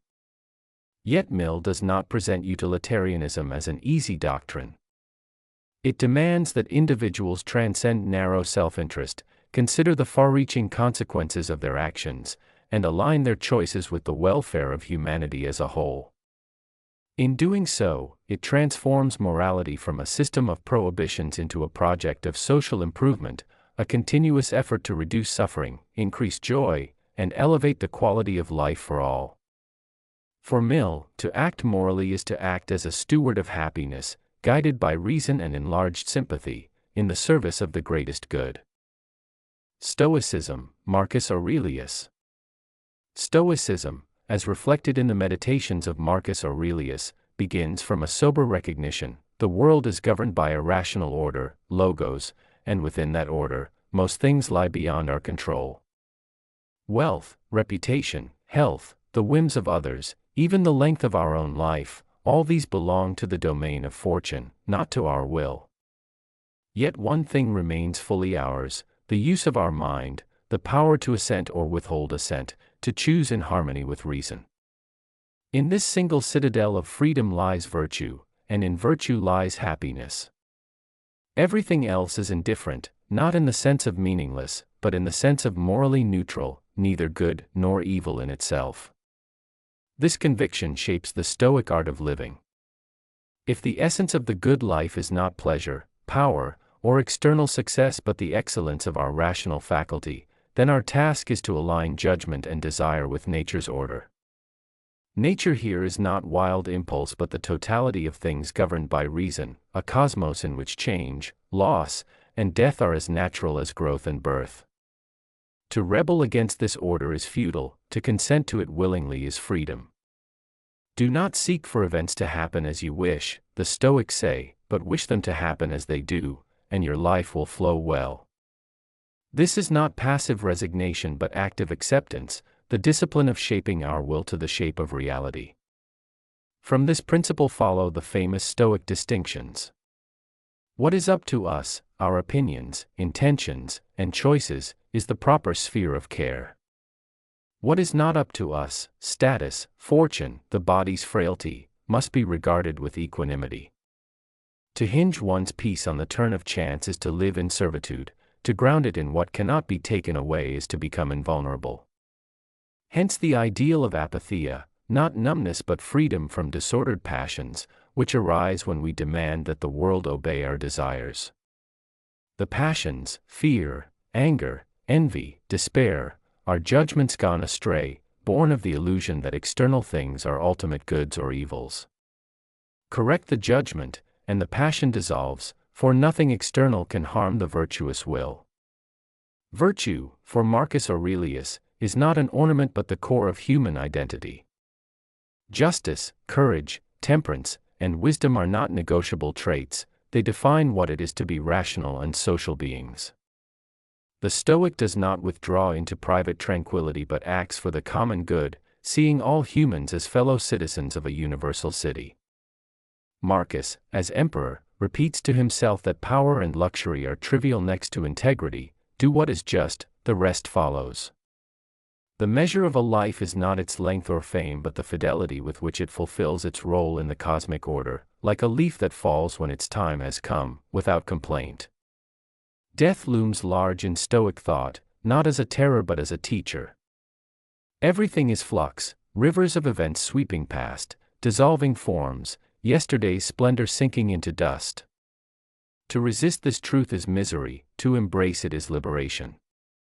For Marcus, mortality is no enemy, it is the law of the whole, and what is according to nature cannot be evil. The Stoic practice is to rehearse this truth daily, not morbidly, but to strip life of false urgency and reveal what matters, to act justly now, to speak truthfully now, to accept what comes without bitterness. Thus, even in the tumult of war and politics, Marcus seeks an inner citadel, a mind disciplined by reason, open to the world's changes, unshaken by loss, and grateful for the brief gift of being. This vision does not promise exemption from pain or hardship. It promises mastery of oneself in the midst of them. The Stoic sage, like a skilled helmsman, cannot still the storm but can steer with a steady hand, adjusting sail to the winds rather than cursing them. Freedom, then, is not control over events but consent to their necessity, and strength is not domination of others but dominion over one's own judgments. In this posture lies a paradoxical serenity, to be fully active in the world yet inwardly free from its tyrannies, to live as a fragment of nature's whole, content with the part assigned. And to meet death as one meets sleep, without fear, because it is natural, and what is natural cannot harm. Concept of essence and existence, Avicenna. Avicenna, Ibn Sina, the towering Persian philosopher of the 10th to 11th centuries, elaborated one of the most influential and subtle accounts of essence and existence in the history of philosophy. For Avicenna, the distinction between essence, mahiyya, and existence, wujud, is not merely linguistic or nominal, it is metaphysically fundamental, providing the key to understanding both finite beings and the nature of God. His analysis builds on Aristotelian metaphysics but extends it in ways that anticipate later scholastic thought, particularly that of Thomas Aquinas. Essence, for Avicenna, is what a thing is, the set of defining characteristics that make it intelligibly the kind of thing it is. It is the whatness of a being, the answer to the question, what is it? For example, the essence of a horse is what makes a horse, independently of whether any particular horse actually exists in reality. Existence, by contrast, is the act of being, the reality of a thing in the world. While essence provides the concept or blueprint of a thing, existence actualizes it. In Avicenna's terminology, essence without existence is conceivable. One can think of a unicorn, whose essence is intelligible even if it has no counterpart in reality. Existence, however, is not contained in the essence, it must be added to make a being real. This is the foundation of his famous distinction: essence and existence are really distinct in all contingent beings. Avicenna goes further by analyzing how these two categories relate. In contingent beings, those whose existence is not necessary, essence does not entail existence. That is, there is no logical contradiction in conceiving the essence of a human or a tree without presupposing that any such human or tree actually exists. Existence must be conferred upon the essence from outside, either through the causal chains of the natural world or ultimately by a necessary being. This distinction allows Avicenna to construct a metaphysical framework in which contingency is explained. All things that exist contingently do so by the infusion of existence into their essence. Their reality is not self-explanatory, it is dependent, derivative, and received. This analysis sets the stage for Avicenna's argument for the necessary being, which he identifies with God. A necessary being is one whose essence entails existence. It is impossible for it not to exist, because its being is identical with its reality. In other words, while contingent beings require an external cause to realize their essence and existence, the necessary being exists by its own nature and cannot not exist. This being is the ultimate source of existence for all contingent entities, providing a metaphysical explanation for why anything exists at all. Here, Avicenna's distinction becomes theological as well as philosophical. God is the unique entity in which essence and existence coincide perfectly, while all other beings receive existence from this ultimate source. Avicenna's account also has profound epistemological implications. Knowledge of things involves understanding both their essence and their existence. When we grasp the essence of a thing through reason, we apprehend its form or definition. When we experience the thing in the world, we encounter its existence. This dual structure allows for abstraction. One can reason about essences without immediate reference to particular instances, and yet the philosophical task of metaphysics is to bridge the gap from essence to existence, explaining why essences are instantiated in reality. For Avicenna, causality is the mechanism by which existence flows into essences, and metaphysical inquiry seeks to uncover the necessary chains and ultimate source that account for the actualization of beings. Another layer of Avicenna's thought involves the hierarchy of beings. In the finite realm, beings are contingent and multiply-dependent. Their essences are distinct from their existence, and they participate in existence only by receiving it from higher causes. At the apex stands the necessary existent, whose essence and existence are identical. Below the necessary existent are a gradation of intelligences and celestial spheres, culminating in the contingent beings of the natural world. This hierarchical ordering integrates metaphysics, cosmology, and theology. The flow of existence from the necessary existent generates, sustains, and organizes the universe, while the distinction between essence and existence clarifies why the created world is contingent rather than necessary. Avicenna's nuanced distinction also anticipates debates in medieval scholasticism. His insight that existence is not included in the essence of contingent beings allowed later thinkers, notably Thomas Aquinas, to explore the question of how existence is received, participated in, or conferred by God. In contrast to Aristotle, who often treats essence and actuality more seamlessly, Avicenna makes the separation explicit, providing the conceptual tools to distinguish between the metaphysical necessity of God and the dependent reality of created beings. Moreover, by identifying existence as a real, additional act added to essence, Avicenna opens the door to the ontological analysis of being itself, influencing not only theology but also the philosophy of modality and contingency. In practical terms, this distinction informs ethics and human understanding as well. Human beings, as contingent entities, must recognize their dependence on the necessary existent and the derivative nature of their being. Philosophical contemplation, which apprehends both essence and existence, leads to a deeper awareness of dependence, causality, and the intelligible order of the universe. It frames human knowledge and action within a cosmos in which reality is both intelligible and contingent, and where the ultimate grounding of existence lies beyond the world of ordinary experience. In sum, Avicenna's concept of essence and existence articulates a rigorous metaphysical architecture. Essences define what things are, but only by receiving existence do they become real. This dependence explains the contingency of the created world. At the pinnacle, the necessary existent is self-sufficient, whose essence and existence are identical, providing the ultimate source of reality. This distinction shapes metaphysics, theology, epistemology, and cosmology alike, establishing a framework in which contingency, necessity, and causality are intelligibly interrelated, and in which the act of existence itself becomes the most profound metaphysical category. Determinism, Baruch Spinoza. Baruch Spinoza's determinism emerges from the heart of his metaphysical system, which is laid out most fully in his work Ethics.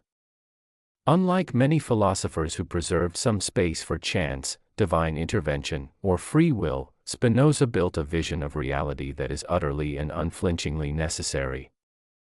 At its foundation lies the principle that there is only one substance in existence, which he calls Deus sive natura, God or nature. This substance is infinite, self-caused, and eternal, and everything that exists is simply a mode, or modification, of it. Because substance is infinite and absolute, nothing exists outside of it, and nothing happens that does not follow from its essence. In this way, Spinoza rejects both the traditional theistic view of God as a transcendent creator and the mechanistic view of nature as a mere collection of independent objects. For him, God and nature are one and the same, and their unfolding is governed by necessity. Spinoza explains that everything that exists is determined by the necessity of the divine nature. The structure of reality follows from God's essence just as logically and necessarily as the properties of a mathematical object follow from its definition. To use his own analogy, the sum of the angles of a triangle must equal 180 degrees, it could not be otherwise.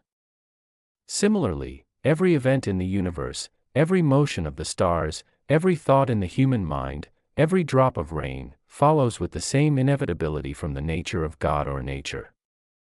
Contingency, in Spinoza's view, is not a feature of reality but a feature of human ignorance.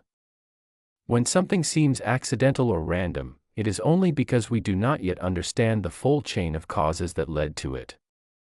From the standpoint of eternity, sub specie eternitatis, all things are necessary. This framework has striking implications for human freedom. Spinoza denies the existence of free will as it is commonly conceived, the ability to choose independently of causal determination.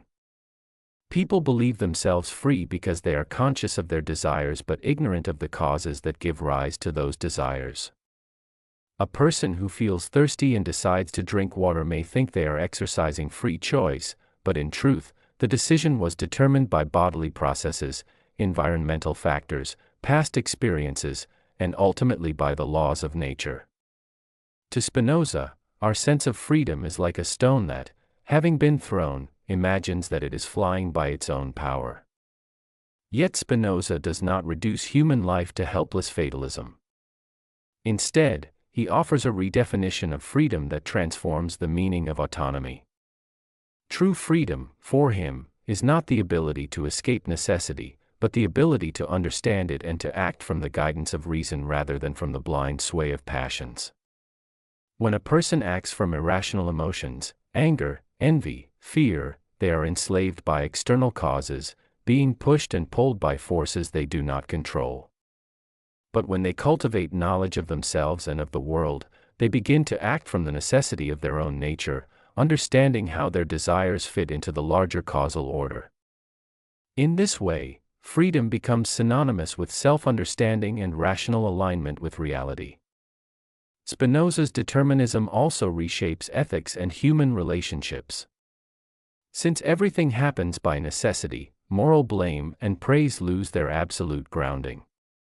It makes little sense to hate someone for acting in a way that was determined by their nature and circumstances. Instead, understanding others within the framework of necessity encourages compassion, tolerance, and forgiveness. If someone harms you, Spinoza suggests, it is not because they possessed free will to choose evil but because they were acting under the influence of causes that compelled them. Recognizing this fosters a shift from resentment to empathy. The more we understand others as determined beings within nature's order, the less we are enslaved by destructive emotions and the more we can cultivate peace of mind. Ultimately, Spinoza's determinism leads to a profound form of liberation that he describes as the intellectual love of God. When a person sees the world not through the lens of personal frustration or incomplete perception but from the perspective of eternity, they recognize their unity with the whole of nature. This recognition brings joy, serenity, and a sense of necessity that is not oppressive but elevating. To love God, in Spinoza's terms, is to love reality itself in its infinite necessity. Far from being a doctrine of despair, his determinism is meant to guide the human mind toward wisdom, inner freedom, and harmony with the world. In this way, Spinoza's determinism is not simply a theory about causality, it is an entire vision of existence that integrates metaphysics, psychology, ethics, and spirituality. It insists that everything is necessary, that nothing could be other than it is, and that the highest human task is to understand this necessity. By doing so, we are not crushed by the weight of determinism but elevated by it, learning to live joyfully in accord with the eternal order of nature. Dialectical Process, George Wilhelm Friedrich Hegel.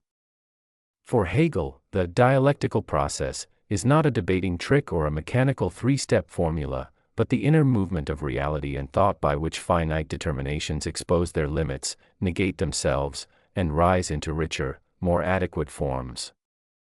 He thinks being itself is dynamic, any concept, institution, or form of life that tries to stand as a fixed identity contains tensions that, when thought through or lived out, generate its transformation. Dialectic, then, is immanent critique, the way a thing's own principle undermines itself and is sublated, aufgehoben, a term that simultaneously means cancelled, preserved, and lifted up. The negation is determinate. It does not simply destroy what came before but carries it forward as a moment in a more comprehensive unity. This is why Hegel says, the true is the whole. No single standpoint captures truth on its own. Truth emerges through the self-correcting movement that reconciles opposed moments without erasing their difference. Hegel begins from the most abstract categories in the science of logic to show this necessity from within thought itself. Pure being, taken in absolute indeterminacy, collapses into nothing, neither has any content apart from the other, and their movement is becoming.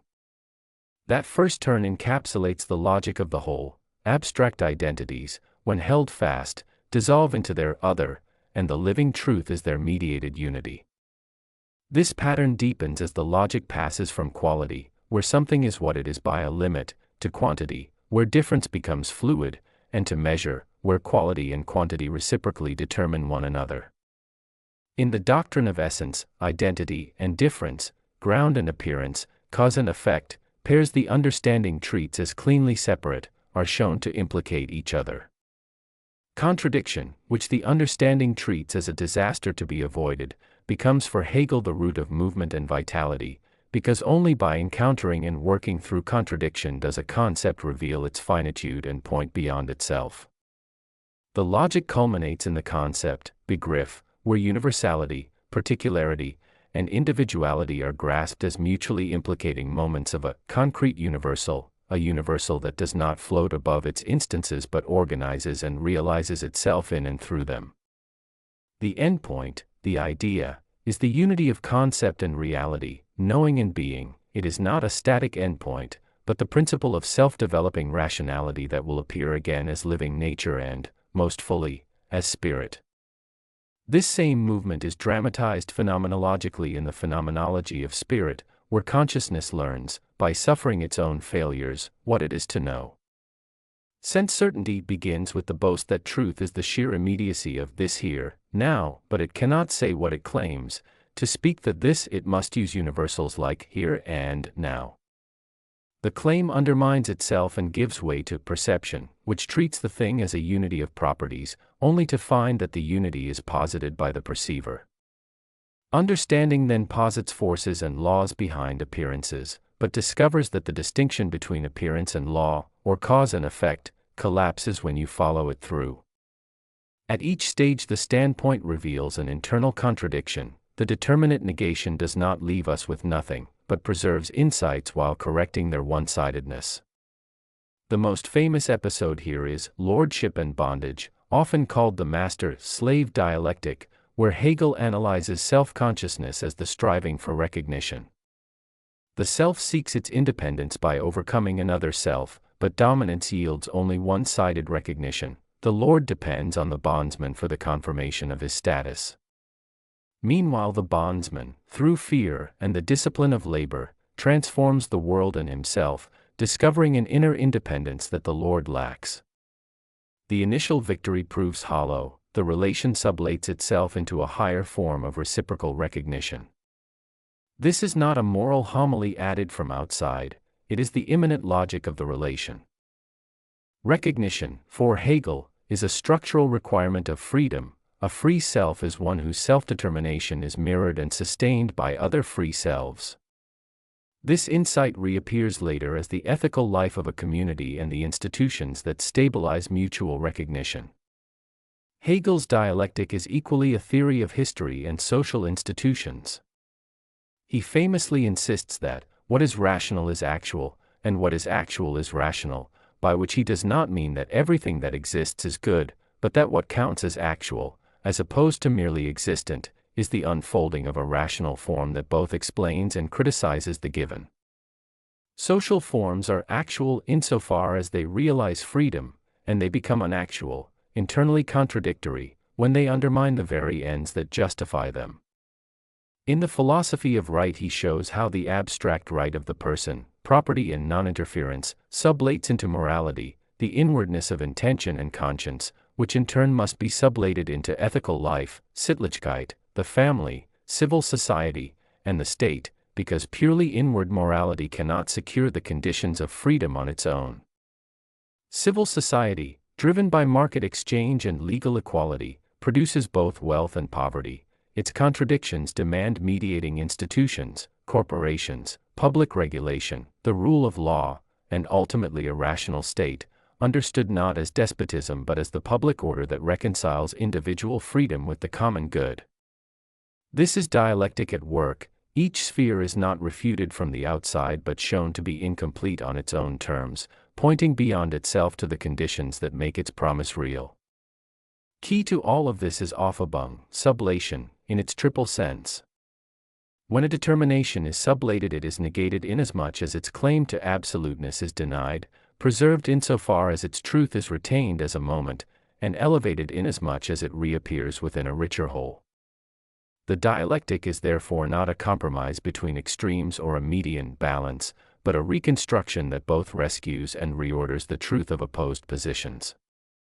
Hegel calls the ordinary separating intellect the understanding, Verstand, which freezes distinctions, and contrasts it with a reason, Vernunft, which can think identity and difference, how a thing is itself only in and through its relations and development. The speculative moment of reason does not abolish difference, it comprehends how difference is constitutive of identity. Because the dialectic is ontological as well as logical, it also governs nature and culture. In nature, forms generate and supersede one another, mechanics to physics to organic life, though here the idea is othered and exhibits itself in dispersed, contingent guise. In spirit, the idea comes to itself, first as subjective spirit, the psyche and its faculties, then as objective spirit, law, morality, institutions, and finally as absolute spirit, art, religion, and philosophy, three ways the whole makes itself present. Art sensuously intuits the absolute, religion represents it in images, philosophy thinks it conceptually. None cancels the others, each is a necessary mode in which the absolute comes to self-knowledge. World history is the theater where freedom becomes explicit, moving, through often violent contradictions, from forms where only one is free, to forms where some are, to modernity's claim that all are free. Hegel's notorious cunning of reason names how historical passions and conflicts, while subjectively driven, are the very means by which more adequate forms of freedom are realized. It is important to dispel two common misconceptions. First, the textbook, thesis, antithesis, synthesis, is not Hegel's formula. He rarely uses those labels, and when he does, it is to criticize such external schematism. The triadic rhythms you see in his work express an internal necessity, a one-sided claim meets its determinate negation, and their truth appears as a higher unity that reconfigures both. Second, dialectic is not mere rhetoric or a method of arguing two sides until you split the difference. It is a logic of being and of concepts, because finite determinations depend on what they exclude. They contain the seed of their transformation, because freedom is self-relation that depends on recognition, it drives toward institutions that stabilize mutual independence. Concrete examples make this less airy. Consider a purely negative freedom, freedom as absence of interference. Dialectically, that abstract right collides with the need for stable possession, contract enforcement, remedy for wrongs, and the social conditions, education, health, basic subsistence, without which formal freedom becomes meaningless for many. The concept of freedom thus negates its own abstractness and demands positive institutions that realize it. The solution is not to throw away negative liberty but to preserve it within a richer structure that also secures its material and social preconditions. Or take knowledge claims that appeal to sheer immediacy, just the facts. The attempt to speak the immediate inevitably employs universals and standards of relevance, it negates itself as pure immediacy, and becomes mediated judgment.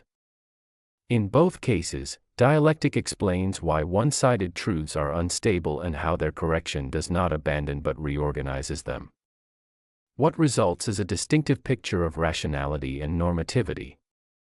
Reason is not a set of timeless axioms hovering above history, it is the self-developing activity by which forms of life expose their inadequacies and rebuild themselves in ways that better express their own principles. Norms bind us not because they are externally imposed, but because they are the forms in which our freedom becomes objective and mutually recognized. The dialectical process, in Hegel's hands, is the engine of this self-realization. Contradiction gives rise to determinate negation, sublation preserves hard-won insights, and the whole that emerges is not a monolith but a living order in which identity and difference, individual and community, law and freedom, are held together without erasure. Empirical Scientific Method, Francis Bacon.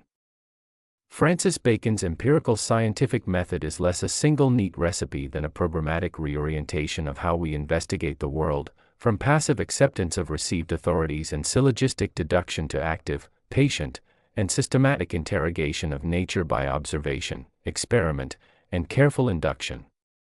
Writing in the late 16th and early 17th centuries, most famously in the Novum Organum and the larger Instauratio Magna, Bacon attacked the scholastic reliance on Aristotle's syllogistic method and the tendency to cling to elegant systems even when they were built on shaky evidence.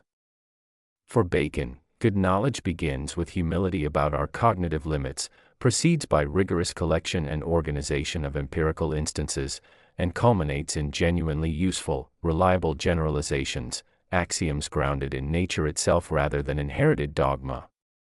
Bacon's program has three interlocking elements: a diagnosis of why human inquiry goes wrong, a positive method for discovering causes, and a moral epistemic orientation toward the usefulness of knowledge. His diagnosis famously appears in the four idols, idola, that beset the human mind, the idols of the tribe, biases common to human nature, overgeneralization, wishful thinking, the idols of the cave, individual prejudices, temperament, education, the idols of the marketplace, confusions introduced by language, ambiguous terms, and public discourse, and the idols of the theater, received philosophical systems and dogmas that play out like stage sets. By making these obstacles explicit, Bacon insisted that the investigator must practice self-awareness, check sloppy language, and resist the seductions of tidy theorizing until the evidence warrants it. The positive core of Bacon's method is an inductive, eliminationary procedure designed to extract the form, the operative cause or law, of a phenomenon. His induction is not naive enumeration. Instead, he prescribes a disciplined ascent from carefully tabulated particulars to general axioms. Bacon proposes constructing four kinds of tables for any phenomenon one seeks to understand: the table of presence, instances where the phenomenon occurs; the table of absence in proximate instances, instances where it does not occur under similar circumstances; the table of degrees, cases showing the phenomenon in greater or lesser intensity; and the table of residues, what remains unexplained after known causes are subtracted. The investigator fills these tables with many varied instances, not cherry-picked anecdotes, and then uses a process of exclusion and comparison to narrow down candidate causes. A central tactic is the method of elimination. If a feature appears in all presence instances and never in absence instances, it is likely implicated in the phenomenon. By comparing degrees, one can see which features correlate with intensity. By examining residues, one isolates factors not yet accounted for. Bacon also celebrates certain decisive or fingerpost instances, experiments deliberately designed to distinguish between competing explanations. These are crucible-like interventions that force nature to reveal which cause is operative. Experimentation, in Bacon's hands, is not merely confirmatory but interrogative. One must arrange conditions, sometimes artificially, so that the operative powers are exposed. Bacon's conception of experiment is practical and manipulatory. Nature to be commanded must be obeyed. He urges constructing instruments, controlled conditions, and reproducible procedures. He differentiates between experiments that illuminate causes, experiments of light, and experiments that produce useful results. Experiments of fruit, both matter, but the former is central to understanding. He recommends patiently accumulating instances from many contexts, different locales, materials, degrees, so that induction is not a fling with a few agreeable examples but a weighted ascendancy towards stable generalizations. To make his method concrete, imagine investigating why certain metals rust. A Baconian would compile a table of presents, instances where rust appears.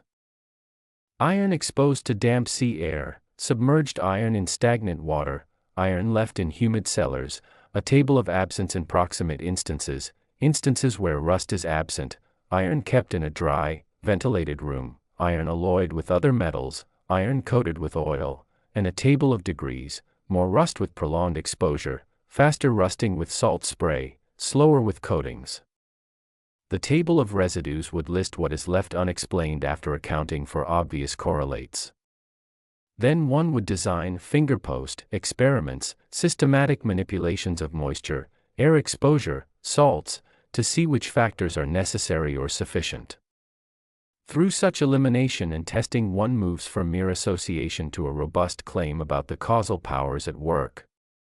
Of course, modern chemistry refines the explanation, oxidation involving oxygen and electrochemical interactions, but the Baconian architecture of careful comparison and decisive experiment is visible in the approach. Bacon's method also carries methodological humility. He cautions against leaping prematurely to axioms. Generalizations must be proportionate to the evidence. He endorses provisional axioms, working generalizations used to guide further inquiry, but insists they remain subject to revision as more data accumulate. He is skeptical of metaphysical systems presented as closed and final, and he treats the goal of knowledge as both truth-seeking and improvement of the human condition. Knowledge is power, ipsa scientia potestas est. For Bacon, science ought to be organized institutionally, hence his advocacy for research colleges and collaborative labor, so that empirical work is cumulative and publicly verifiable. Despite its power, Bacon's method is not without limits or historical criticisms. He overestimated how straightforward induction could be. The logical problem of induction, later sharpened by Hume, shows that no amount of past instances can strictly entail future occurrences. Bacon's procedure for discovering forms can appear vague or cumbersome, and he sometimes underplayed the role of mathematics and idealized theory, which later proved indispensable in Newtonian science. 19th and 20th century philosophers and scientists built on Baconian empiricism but also modified it. The hypothetico-deductive model, the centrality of modeling in mathematics, and rigorous statistical inference all address gaps Bacon could not foresee. Karl Popper, for instance, would later argue that science advances by bold conjectures and refutations rather than by sterile accumulation of observations alone, an implicit corrective to naive readings of Bacon. Nevertheless, Bacon's contribution is foundational. He transformed the epistemic virtues of science, observation, repeatability, communal verification, systematic skepticism, and the experimental shaping of evidence, into a program for the modern research enterprise. He shifted the aim of natural philosophy from defending ancient authorities to constructing reliable knowledge that enlarges human capacity. His insistence that investigators guard against cognitive biases, the idols, and that they design decisive experiments and well-ordered tables of instances gave practical shape to a method that made the scientific revolution possible. Even when later thinkers refined, replaced, or criticized parts of his program, Bacon's core idea, that knowledge should be earned from nature by rigorous, patient, and communal inquiry, remains a lodestar of scientific practice. Empiricism, John Locke. John Locke's empiricism represents one of the most influential turning points in modern philosophy, offering a radically different account of how human beings acquire knowledge. Living in the 17th century, Locke challenged the rationalist tradition, which held that certain ideas are innate in the human mind and that knowledge can be derived from pure reason. In works such as his essay concerning human understanding, 1690, Locke argued instead that the human mind at birth is a tabula rasa, a blank slate, empty of ideas or principles, and that all knowledge originates in experience. For him, nothing is in the intellect that was not first in the senses. Locke begins by rejecting the notion of innate ideas, which was widely accepted by philosophers such as Descartes and Leibniz. Rationalists claimed that fundamental truths, such as the principles of mathematics, the existence of God, or the concept of morality, were imprinted on the human mind from birth. Locke challenged this by observing that if such ideas were truly innate, then all humans would be universally aware of them, including children and those uneducated. Yet children, he argued, do not demonstrate knowledge of abstract principles like what is, or it is impossible for the same thing to be and not to be. Instead, these principles are learned and recognized only after sufficient exposure to experience and reflection. For Locke, the absence of universal agreement proved that so-called innate ideas do not exist. In place of innate knowledge, Locke proposed that experience is the sole foundation of human understanding. Experience comes in two forms, sensation and reflection. Sensation provides the mind with information from the external world through the five senses, such as colors, sounds, textures, and tastes. Reflection, on the other hand, is the mind's awareness of its own operations, thinking, willing, doubting, remembering. Together, sensation and reflection furnish the mind with the raw materials of thought. From these materials, the mind constructs more complex ideas through processes like combining, comparing, and abstracting. Locke distinguished between simple ideas and complex ideas. Simple ideas are the most basic building blocks of thought, received passively by the mind through experience, such as the color red, the taste of sweetness, or the sensation of heat. The mind cannot invent these simple ideas, it can only receive them. Complex ideas, however, are created by the mind itself by combining simple ideas into new wholes.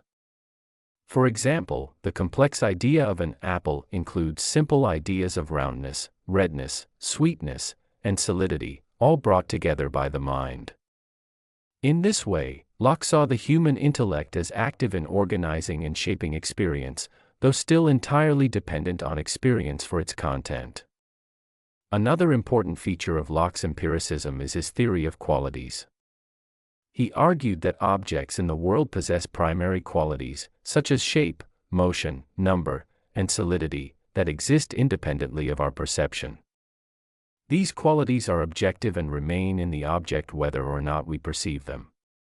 By contrast, secondary qualities, such as color, taste, sound, and smell, exist only in relation to our senses. An apple, for example, has primary qualities of roundness and density, but its redness or sweetness exists only as it interacts with human perception. This distinction was Locke's way of explaining how objective reality could give rise to subjective experiences. Locke's empiricism also extends to his understanding of knowledge itself. For him, knowledge is the perception of the agreement or disagreement between ideas. He categorized knowledge into three kinds: intuitive knowledge, direct and self-evident truths, such as the recognition of one's own existence; demonstrative knowledge, truths established through reasoning, such as mathematics; and sensitive knowledge, knowledge of the external world, derived from sensory experience. While Locke acknowledged that certainty is possible in some areas, such as mathematics, he admitted that our knowledge of the external world is less certain, relying on probabilities rather than absolute proof. Nevertheless, he argued that experience provides the best foundation we have for navigating reality. The implications of Locke's empiricism were profound. By grounding knowledge in experience, he laid the foundation for the modern scientific method, which relies on observation and experimentation rather than abstract speculation. He also influenced political philosophy, as his theory of the mind supported his broader arguments about individual rights and the formation of governments based on consent rather than divine authority. In education, his tabula rasa idea emphasized the importance of environment and upbringing in shaping human character, suggesting that human nature is not fixed but moldable through experience. Locke's empiricism also set the stage for later philosophers like George Berkeley and David Hume, who extended, refined, and in some cases challenged his ideas. Berkeley argued that Locke's distinction between primary and secondary qualities could not hold, since all qualities exist only in perception, while Hume pushed empiricism towards skepticism, questioning whether experience can ever justify beliefs about causation or the uniformity of nature. Nevertheless, Locke's insistence that knowledge is rooted in experience became a cornerstone of modern philosophy, marking a decisive break from the rationalist tradition and shaping the intellectual trajectory of the Enlightenment. Enlightenment ideals, Voltaire.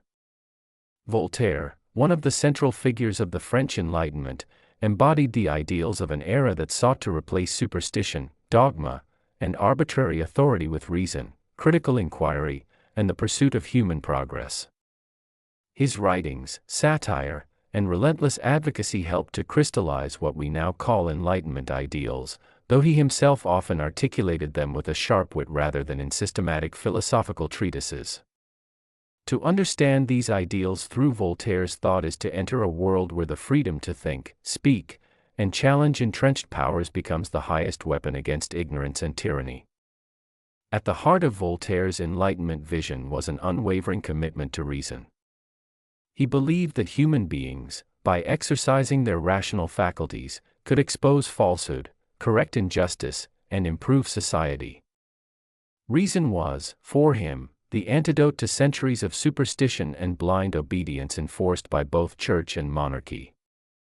Yet Voltaire did not see reason as an abstract tool of metaphysical speculation alone. He wielded it as a practical instrument, aimed at dismantling oppressive structures and promoting tolerance, reform, and progress. His insistence on clarity of thought, precision of language, and empirical evidence reflects a broader Enlightenment conviction that truth must be pursued not through authority or tradition but through critical inquiry and rational dialogue. Closely tied to this was his fierce defense of freedom of expression. Voltaire is often remembered, though somewhat apocryphally, for the maxim attributed to him, "I disapprove of what you say, but I will defend to the death your right to say it." Even if he never wrote these exact words, they capture his spirit. He argued that the right to speak one's mind, even in opposition to prevailing dogma, was essential for intellectual progress and human dignity. For Voltaire, censorship was not only unjust but counterproductive, as it stifled the very discussions through which truth emerges. His own life, marked by imprisonment in the Bastille and exile for his writings, illustrates the dangers faced by those who challenged authority, yet he continued to use satire and wit as tools to undermine intolerance and hypocrisy. Religious tolerance was another cornerstone of Voltaire's Enlightenment ideals. While not an atheist, he believed in a deistic God who set the universe in motion but did not interfere with human affairs. Voltaire was an unrelenting critic of organized religion, especially when it aligned with political power to persecute dissent. He saw fanaticism and dogma as among the greatest threats to human freedom, leading to wars, massacres, and injustice. His famous cry, "Écrasez l'infâme," "Crush the infamous thing," was aimed at religious intolerance and clerical tyranny, not at spirituality or faith itself.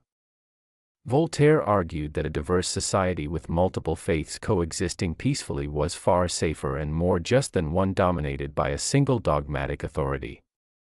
In this way, his deism supported his larger humanistic outlook, belief in a rational order of the universe, but also in humanity's responsibility to build a just and tolerant society without recourse to coercive religious dogma.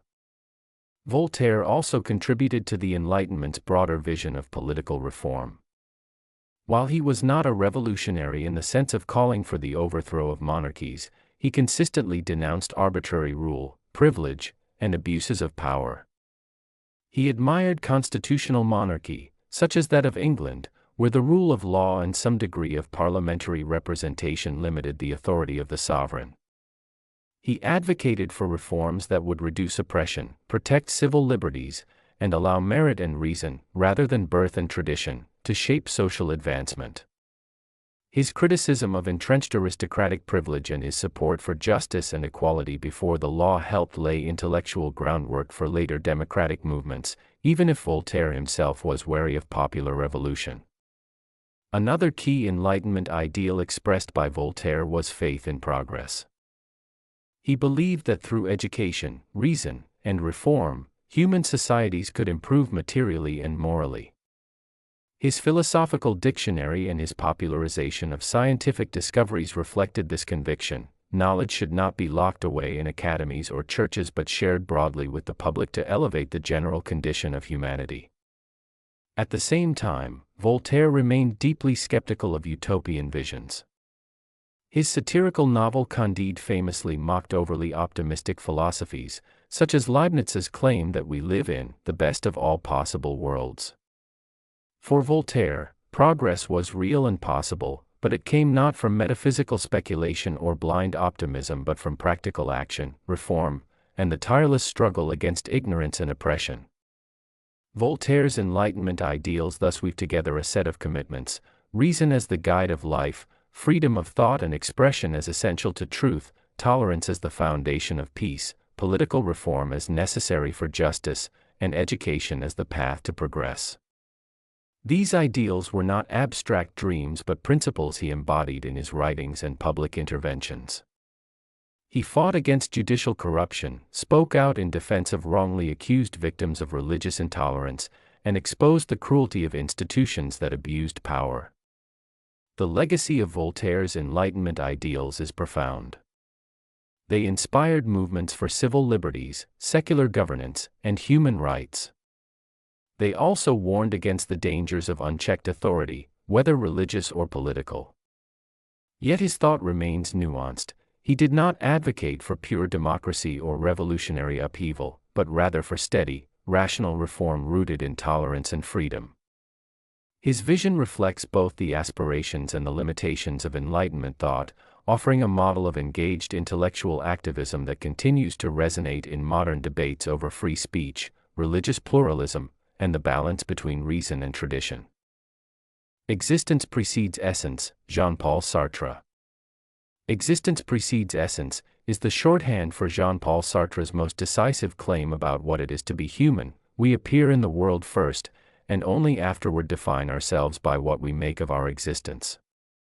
The phrase overturns a very old philosophical assumption, what Sartre calls essentialism, which holds that things, and people, have a nature or purpose that comes before and determines how they are.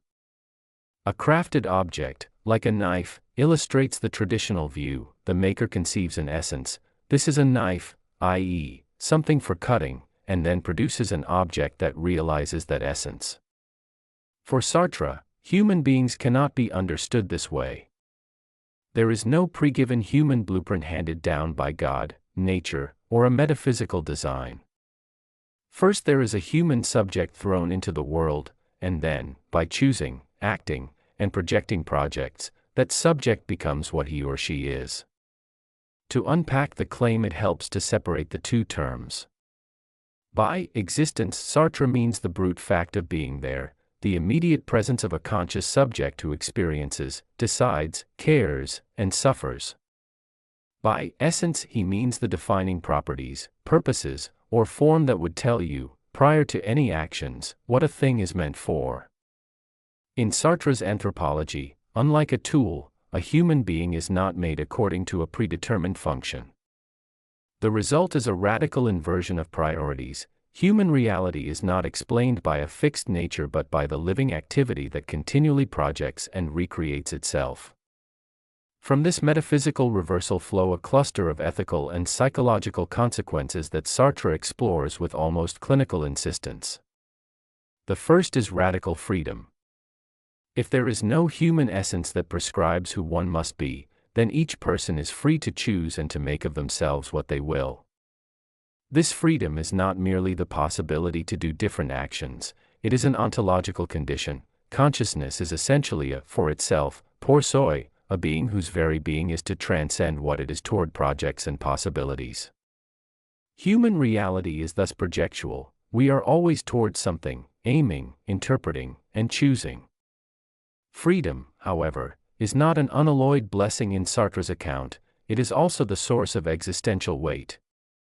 If one is free in this fundamental way, one is wholly responsible, not only for oneself but, in a certain sense, for humanity. Sartre famously insists that when you choose a value or act, you implicitly posit what you think a human being should be. In choosing for yourself, you choose a model of humanity. This universalization of choice gives rise to anguish, the realization that your choices are not just private whims but contributions to what human life will mean.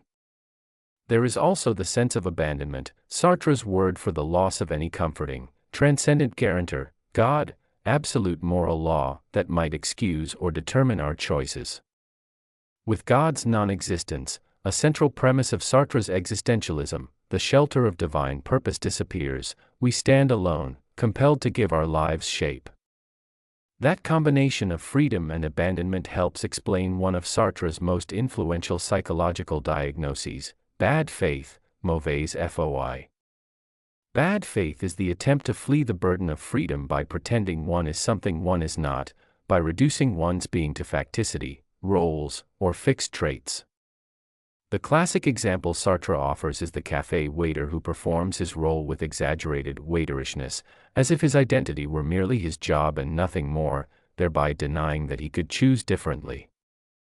Another example is the lover who tells herself she must remain faithful because that is what one does, thereby masking the reality that fidelity is a project ally chosen commitment.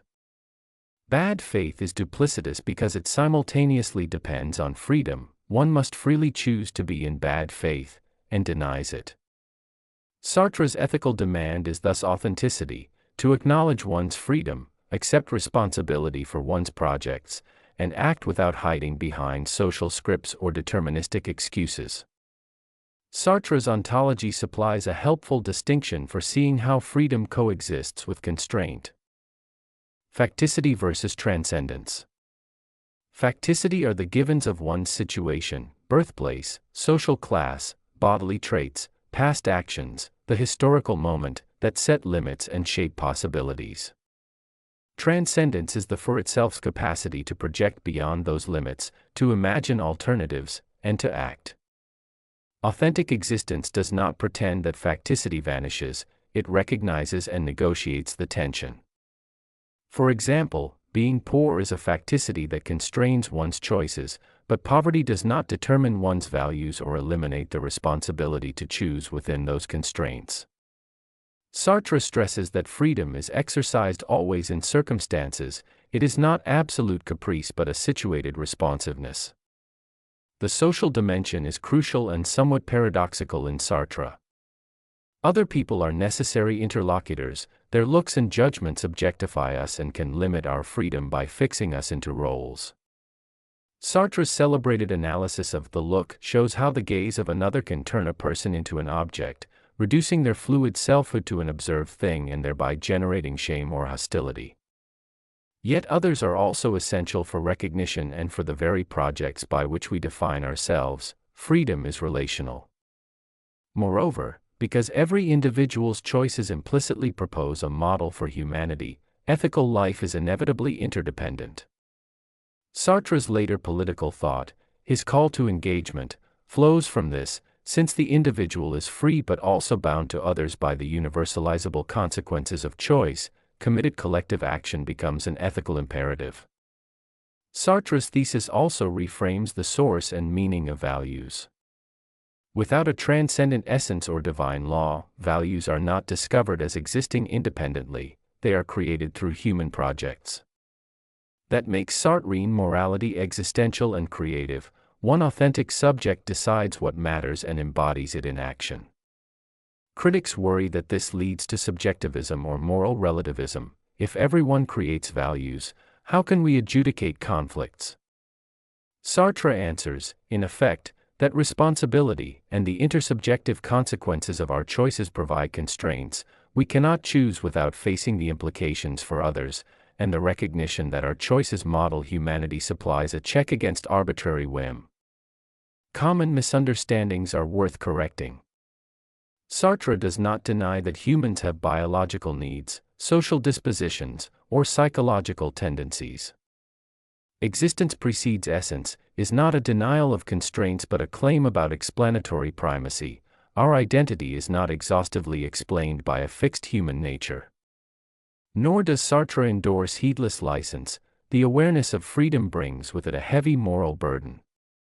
And while Sartre often emphasizes individuation, his insistence on responsibility and universalization of choice is an attempt, imperfect, contested, to found ethics on human freedom rather than on divine command or metaphysical teleology.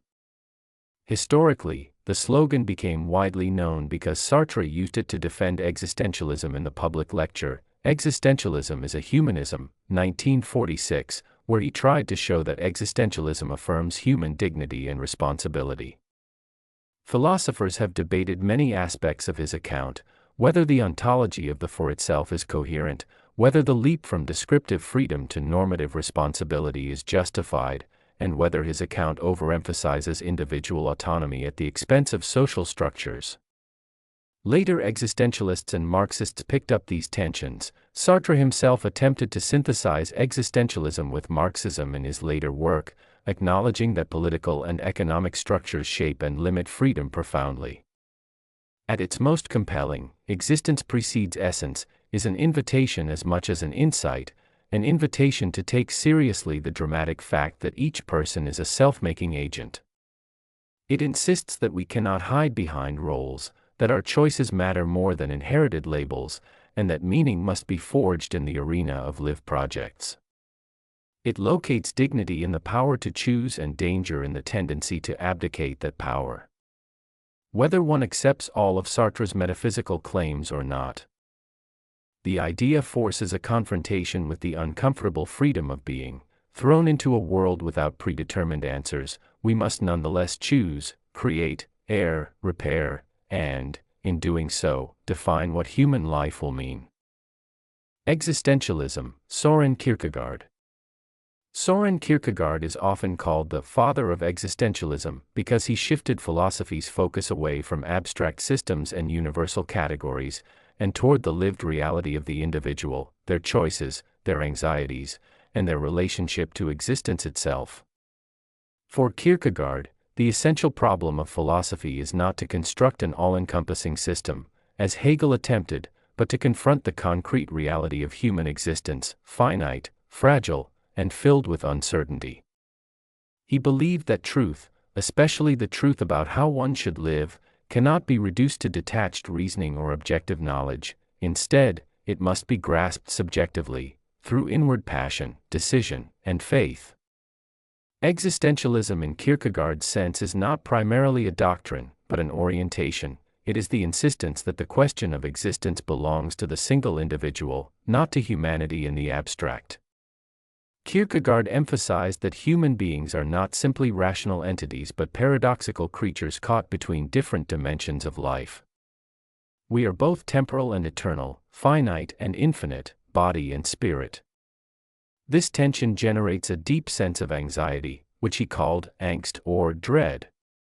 Unlike ordinary fear, which has a clear object, dread is a feeling of freedom itself, a dizzying awareness that one can choose, that nothing compels us, and that life does not come with fixed instructions. For Kierkegaard, this anxiety is not a flaw to be eliminated but a fundamental feature of what it means to exist as a free being. It confronts the individual with the responsibility of shaping their own life, rather than hiding behind conventions, traditions, or external authorities. He described the human journey in terms of stages or spheres of existence, which represent different ways of relating to life. The first is the aesthetic stage, in which a person seeks pleasure, novelty, and distraction, living for enjoyment, beauty, or excitement. Though this life may seem appealing, Kierkegaard saw it as shallow and unstable, because it avoids the deeper questions of meaning and responsibility. Eventually, the aesthete encounters despair, the recognition that pleasure cannot provide lasting fulfillment. The second stage is the ethical stage, in which a person takes responsibility for their actions, lives according to duties, and pursues a stable moral identity. This stage is higher than the aesthetic because it recognizes the seriousness of choice and the need for commitment, but Kierkegaard argued that even morality is not sufficient. It still relies on finite human standards and cannot address the deepest contradiction of existence, the individual's relationship with God. This leads to the third stage, the religious stage, which requires a leap of faith. Here the individual acknowledges their dependence on God, accepts the paradox of faith, and embraces a personal, inward relationship with the divine. The concept of the leap of faith is one of Kierkegaard's most famous contributions. He believed that reason has limits, it can point us toward the infinite, but it cannot resolve the contradictions of existence, especially the paradox of the eternal entering time, as in the Christian belief in the incarnation of Christ. Faith is not irrational, but it transcends reason. It is a passionate commitment in the face of uncertainty, where no objective proof is possible. For Kierkegaard, the highest truth is not a doctrine but a lived relationship, and the leap of faith is the individual's decision to ground their life in God despite the risk and absurdity. Another core aspect of Kierkegaard's existentialism is his analysis of despair. He described despair as the sickness of the self, a condition in which a person is misaligned with their own true nature.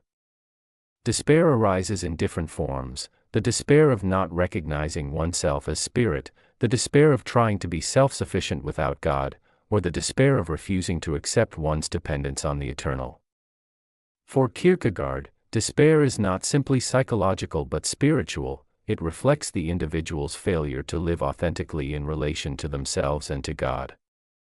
Only through faith can despair be overcome, because faith reconciles the finite and the infinite, grounding the self in something beyond its own fragility. Kierkegaard's existentialism was also a critique of the crowd and the tendency of individuals to lose themselves in mass culture, public opinion, and social conformity. He argued that truth is always a matter of subjectivity, meaning that it is not found in external consensus but in how the individual relates to it.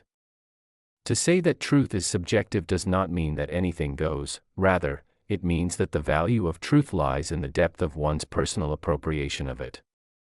A belief held outwardly without passion or commitment is empty, but a belief lived inwardly, even in tension with paradox, becomes existentially true. Thus, authentic existence requires standing apart from the crowd and daring to live in full awareness of one's freedom, responsibility, and relation to the eternal. In this way, Kierkegaard's existentialism is both liberating and unsettling. It liberates the individual from blind reliance on systems, traditions, or objective proofs, insisting that the meaning of life must be chosen and lived. At the same time, it unsettles, because it reveals that existence is filled with uncertainty, anxiety, and the burden of responsibility. There are no guarantees, no universal formulas, and no escape from the leap of faith.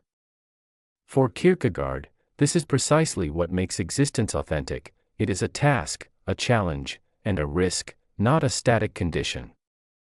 His thought laid the groundwork for later existentialists like Heidegger, Sartre, and Camus, though many of them secularized his religious insights.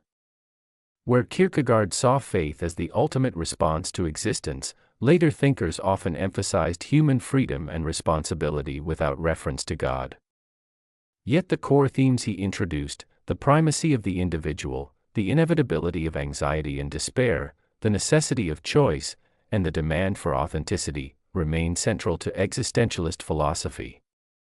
Kierkegaard's existentialism is thus a call to live earnestly, to face the anguish of freedom without retreating into superficiality, and to embrace existence in its full paradox, with faith as its deepest resolution.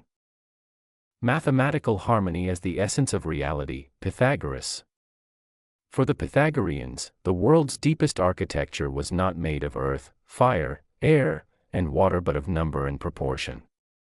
Their famous dictum, often rendered as, "all is number," is less a mathematical slogan than a metaphysical claim. Numbers, ratios, and the relations they encode are the real patterns that make things intelligible and beautiful.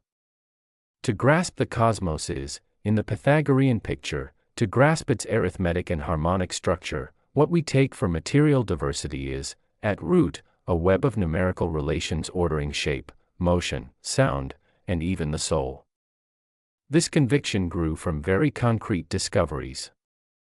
Pythagoreans noticed that pleasing musical intervals correspond to simple numerical ratios.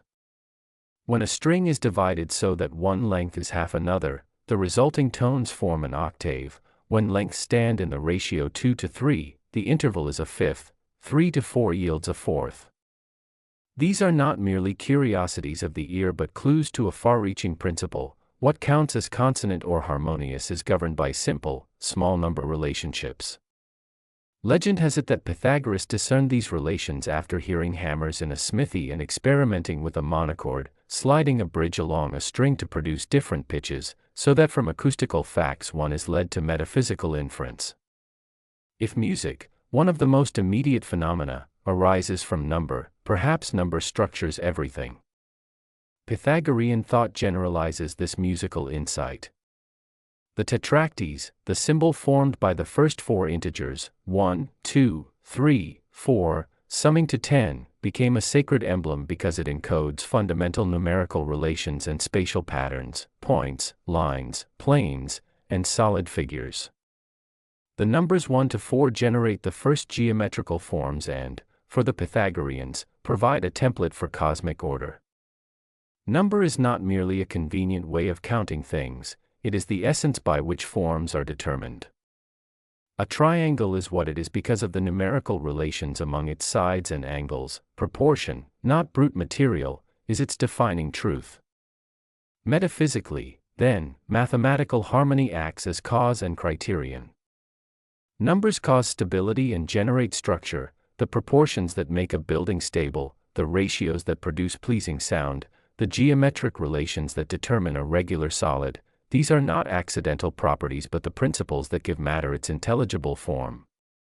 Epistemologically, mathematical relations are also the surest route to knowledge. The Pythagoreans trusted reason and mathematics more than the senses, whereas sense perception records a shifting flux, arithmetic and geometry reveal timeless relations. In this respect, the Pythagorean stance anticipates a kind of mathematical realism. The relations discovered by calculation and proof are the real bones of the world, enduring where sensory appearances deceive. The scope of this doctrine reaches beyond acoustics and geometry into cosmology and ethics. The idea of the harmony of the spheres builds on the musical analogy. The celestial spheres, planetary paths or concentric heavens, move according to proportion, producing a cosmic music inaudible to most human ears but real in structural order. This image ties cosmic regularity to human well-being, for a harmoniously ordered universe provides the model for harmony in the soul and in society. Thus Pythagorean teaching blends scientific observation with moral cultivation. Just as a chord must balance intervals to sound beautiful, the soul must achieve the right proportions, measured temperance, courage tempered by reason, to be well-ordered. The practical consequences of believing number to be the essence of reality were manifold in the Pythagorean community. Their school combined mathematical investigation with ritual and ethical precepts. Rules about diet, silence, and community life were aimed at aligning practitioners with cosmic harmony. Music, for them, was not mere entertainment but a therapy for the soul. Mathematics was not an abstract pastime but spiritual discipline. The tetractes and numeric symbolism shaped their devotion. Numbers carried moral and metaphysical weight, embodying virtues of order and symmetry. The Pythagorean picture, however, encountered profound tensions.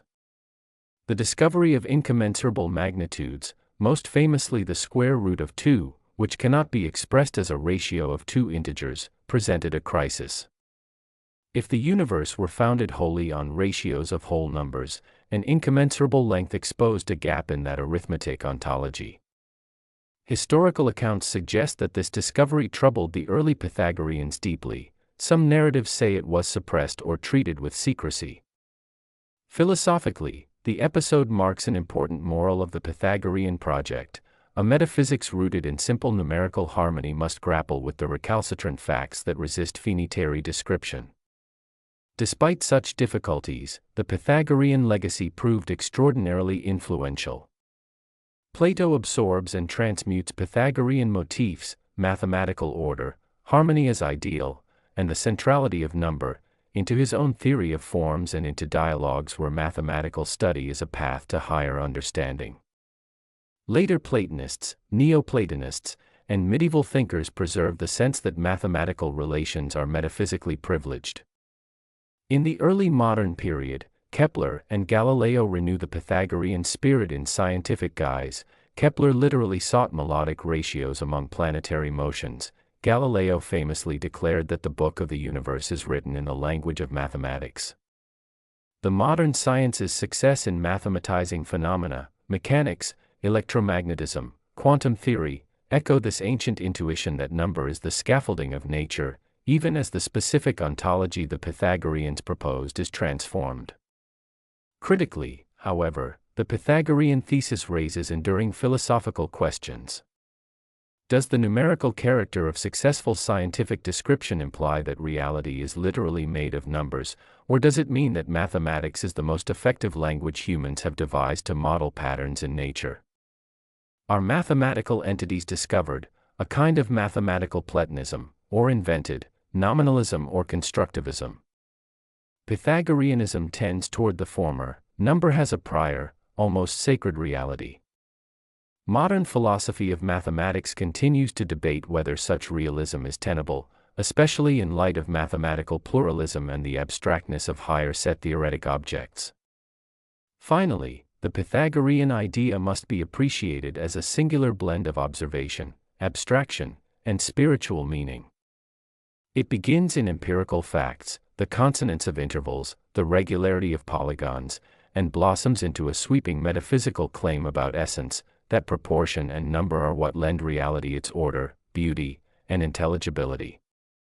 Whether taken literally as metaphysics or poetically as a founding myth for mathematical inquiry, the Pythagorean conviction that harmony is the world's deepest law has left an indelible mark on Western thought. It bequeathed the project of seeking mathematical harmony in nature, and it posed the perennial challenge of explaining why the universe, against all expectation, answers so readily to number. Moral order in society, Confucius. Confucius' idea of moral order in society is rooted in the conviction that harmony in the state and stability in the world begin with virtue in the individual. Rather than constructing an abstract theory of justice or rights, Confucius envisions ethics as a network of relationships, parent and child, ruler and minister, elder and younger, friend, each carrying mutual responsibilities. A well-ordered society, for him, is not maintained by force of law alone but by the cultivation of character, ritual propriety, and a shared sense of moral duty. At the core lies Ren, often translated as humaneness or benevolence. Ren is the inner disposition of empathy, compassion, and respect for others, a readiness to see and treat people as ends rather than instruments. Without Ren, external order becomes hollow, enforced by fear rather than sustained by trust. For Confucius, the ruler who governs through Ren wins the hearts of the people and renders harsh punishments unnecessary. Guide them with virtue, keep them in line with ritual, and they will have a sense of shame and correct themselves. This principle captures his enduring insight. Moral influence, not coercion, is the foundation of political legitimacy. Complementing Ren is Li, usually rendered ritual or ritual propriety. Li is not mere ceremony but the codified patterns of conduct, greetings, dress, rites of mourning, forms of respect, that structure social life. For Confucius, Li serves two purposes. First, it disciplines raw emotion into measured expression, turning instinct into virtue. Second, it provides a shared grammar of behavior, enabling mutual understanding and coordination in a complex society. A person may feel filial love, but Li teaches how to express it properly in different contexts, how to honor parents in life and in death, how to defer to elders without servility, how to balance sincerity with decorum. In this way, Li transforms chaotic impulse into harmonious order. Shao, or filial piety, illustrates how moral order radiates outward. The family is the seedbed of virtue. Learning to respect parents trains one to respect legitimate authority, learning to care for siblings fosters fairness and empathy beyond the household. This is why Confucius insists that good government begins at home. Cultivate yourself, regulate your family, and then govern the state. The logic is incremental. Self-discipline makes possible family harmony, which makes possible social stability, which makes possible political peace. This layered vision rejects both authoritarian control and unbounded individualism. Confucius does not deny the role of laws, but he treats them as secondary to moral education. Rule by punishment may secure outward compliance, but it breeds cunning rather than virtue. People avoid penalties rather than internalize goodness. By contrast, a society shaped by Li and Ren does not merely prevent crime, it nourishes the dispositions that make crime unthinkable. In this sense, Confucius anticipates a perennial truth: no amount of regulation can substitute for the habits of respect and responsibility that law presupposes. Another key element is the rectification of names, Jingming, the idea that titles and roles must match reality. If a ruler does not act as a ruler should, or a father as a father should, social trust collapses. For Confucius, names carry normative weight. Let the ruler be a ruler, the minister a minister, the father a father, the son a son. This is not rigid formalism but an insistence that social order depends on role fidelity, and role fidelity depends on virtue. A ruler who exploits his subjects forfeits the name ruler in the moral sense, even if he keeps the throne in fact. Confucian moral order is also aspirational, not static. It holds out the ideal of the junzi, the gentleman or noble person, not by birth but by character. The junzi models integrity, humility, and benevolence, inspiring others by example rather than domination. In this way, moral order grows organically, from exemplary individuals to families, from families to communities, from communities to the state. Political order, for Confucius, is thus inseparable from ethical cultivation. Laws without virtue are brittle, and power without legitimacy is self-defeating. Unlike Western social contract theories, which often assume isolated individuals agreeing to rules for mutual advantage, Confucius begins from relationality. We are born into networks of obligation that define who we are. Freedom is not the absence of ties but the art of fulfilling them with grace and reciprocity. The good society is not a neutral framework for competing interests but a moral ecosystem, held together by shared norms, rituals, and virtues that shape character across generations. Critics sometimes view this vision as conservative, fearing it entrenches hierarchy and stifles individuality. But Confucius tempers hierarchy with moral reciprocity. A ruler who fails in benevolence loses the right to obedience. An elder who lacks integrity forfeits the moral basis for deference. Authority is not absolute but conditional on virtue. This reciprocity explains why Confucius values education so highly, not merely for technical skill but for moral refinement, enabling each person to rise toward the ideal of the junzi and contribute to a harmonious order. In sum, Confucius' idea of moral order rests on three pillars: virtuous character, Ren, as the soul of society, ritual propriety, Li, as its visible form, and harmonious relationships as its substance.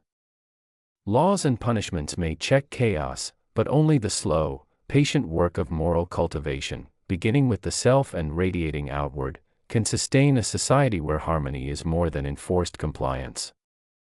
For Confucius, the ultimate measure of governance is not how efficiently it commands, but how deeply it inspires virtue in the hearts of its people. Philosophy of language, Ludwig Wittgenstein. Wittgenstein's contribution to the philosophy of language is best understood as a two-move revolution: an early, austere picture theory that aims to map language onto reality with logical precision, and a later, conversational turn that dissolves the old puzzles by showing how meaning actually functions in practice. Taken together, his work changes the question from "what is language in itself" to "how do people use language in the manifold activities of life?" And it shows that many classical philosophical problems arise from misleading abstractions about that use. In the early phase, sketched most famously in the Tractatus, Wittgenstein offers a compact metaphysical grammar of how language can represent the world. Sentences are meaningful because they are pictures. A proposition depicts a possible configuration of things by sharing a logical form with that state of affairs. Elementary propositions correspond to atomic facts. Complex propositions are truth-functional combinations of these elements. Language, on this view, mirrors the world because both are structured by the same logical scaffolding. From this view follow striking limits. There are things that can be said, propositions about the world, and there are things that can only be shown, such as logical form, the scaffolding that makes representation possible.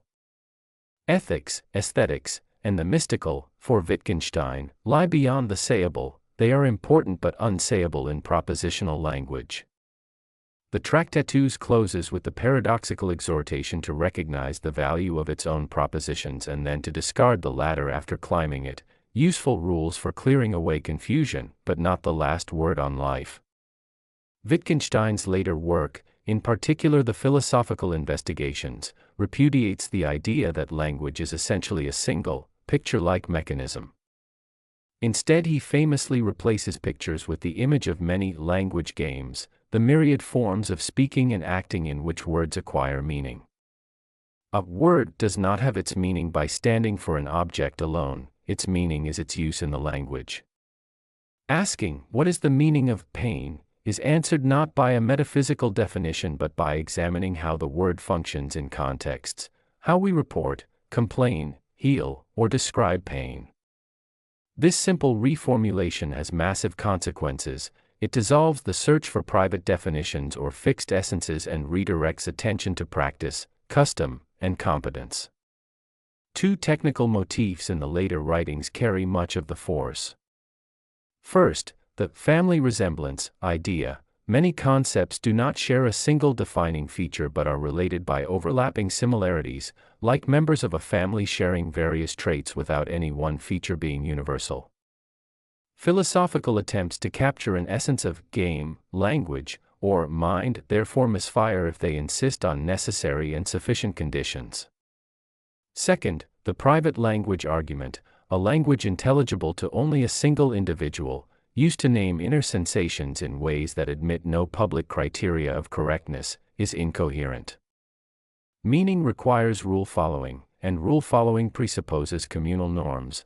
Without external criteria, there is no way to distinguish correct application from mere idiosyncratic drift. Wittgenstein dramatizes this with thought experiments. The famous beetle in a box makes vivid that what matters for the word beetle is not the inner object but the role the word plays in shared practice. Closely connected to these themes is the notion of grammar, in Wittgenstein's sense, not a set of prescriptive proscriptions about elegant prose but the background rules and patterns that make a language game intelligible. Grammar, in this sense, is what furnishes the framework within which statements can be true or false, meaningful or nonsensical. Much philosophical perplexity arises when we mistake grammatical rules for metaphysical claims, for example, treating the grammar of mental state talk as if it committed us to a Cartesian inner theater. Wittgenstein's method is therapeutic. By attending to ordinary grammatical patterns, we deflate pseudo-problems that depend on metaphysical misreadings of linguistic practice.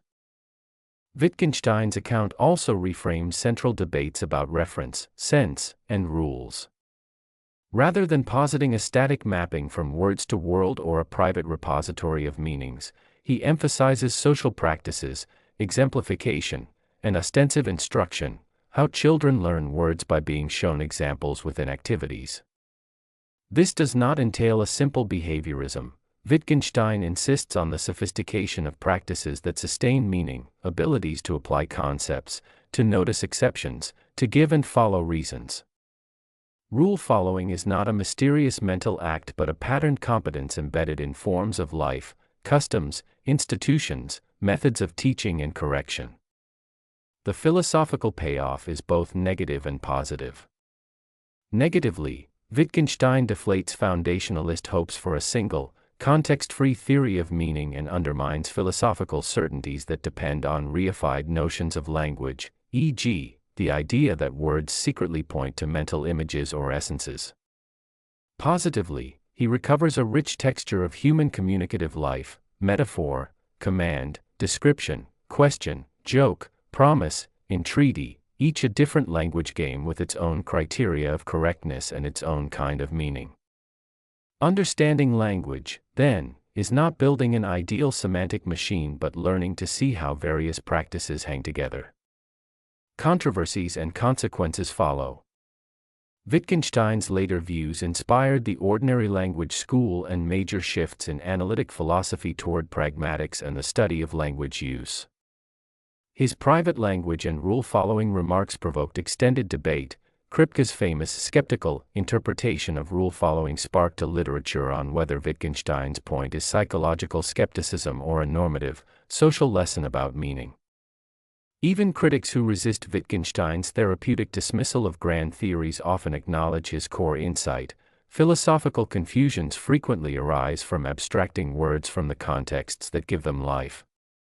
Reading Wittgenstein is therefore less about accepting a doctrine and more about adopting a stance, vigilant to context, attentive to ordinary practice, suspicious of metaphysical sleights of hand that convert language into a cipher for inaccessible essences.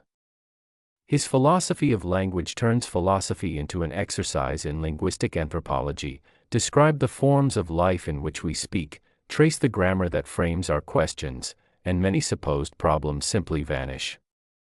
The result is a quieter, less system-building but more humane philosophy, one that teaches us to look, to listen, and to let the knots of confusion untie themselves when we return words to the uses that gave them meaning. Reason and revelation compatibility, Averroes.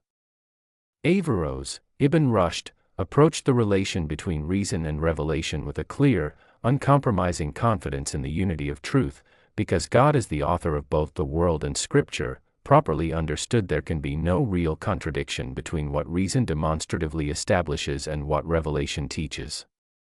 Writing in 12th century Al-Andalus as a thoroughgoing Aristotelian, Averroes made this conviction the organizing principle of his philosophy of religion. For him there are two books from God: the book of nature, which is read by the intellect through demonstration and causal inquiry, and the book of Scripture, which addresses human beings in a way suited to guide their lives. The fact that God is the single source of both implies that any apparent conflict must be due either to a mistaken philosophical demonstration or to an inadequate reading of Scripture. Averroes therefore begins his account by distinguishing kinds of knowledge and kinds of audiences. He follows Aristotle in treating demonstrative science, knowledge attained by syllogistic demonstration, as the highest and most secure form of truth. Demonstration yields necessary, universal conclusions about being, causation, God, and the first causes. But not everyone has the training or capacity to follow such demonstrations.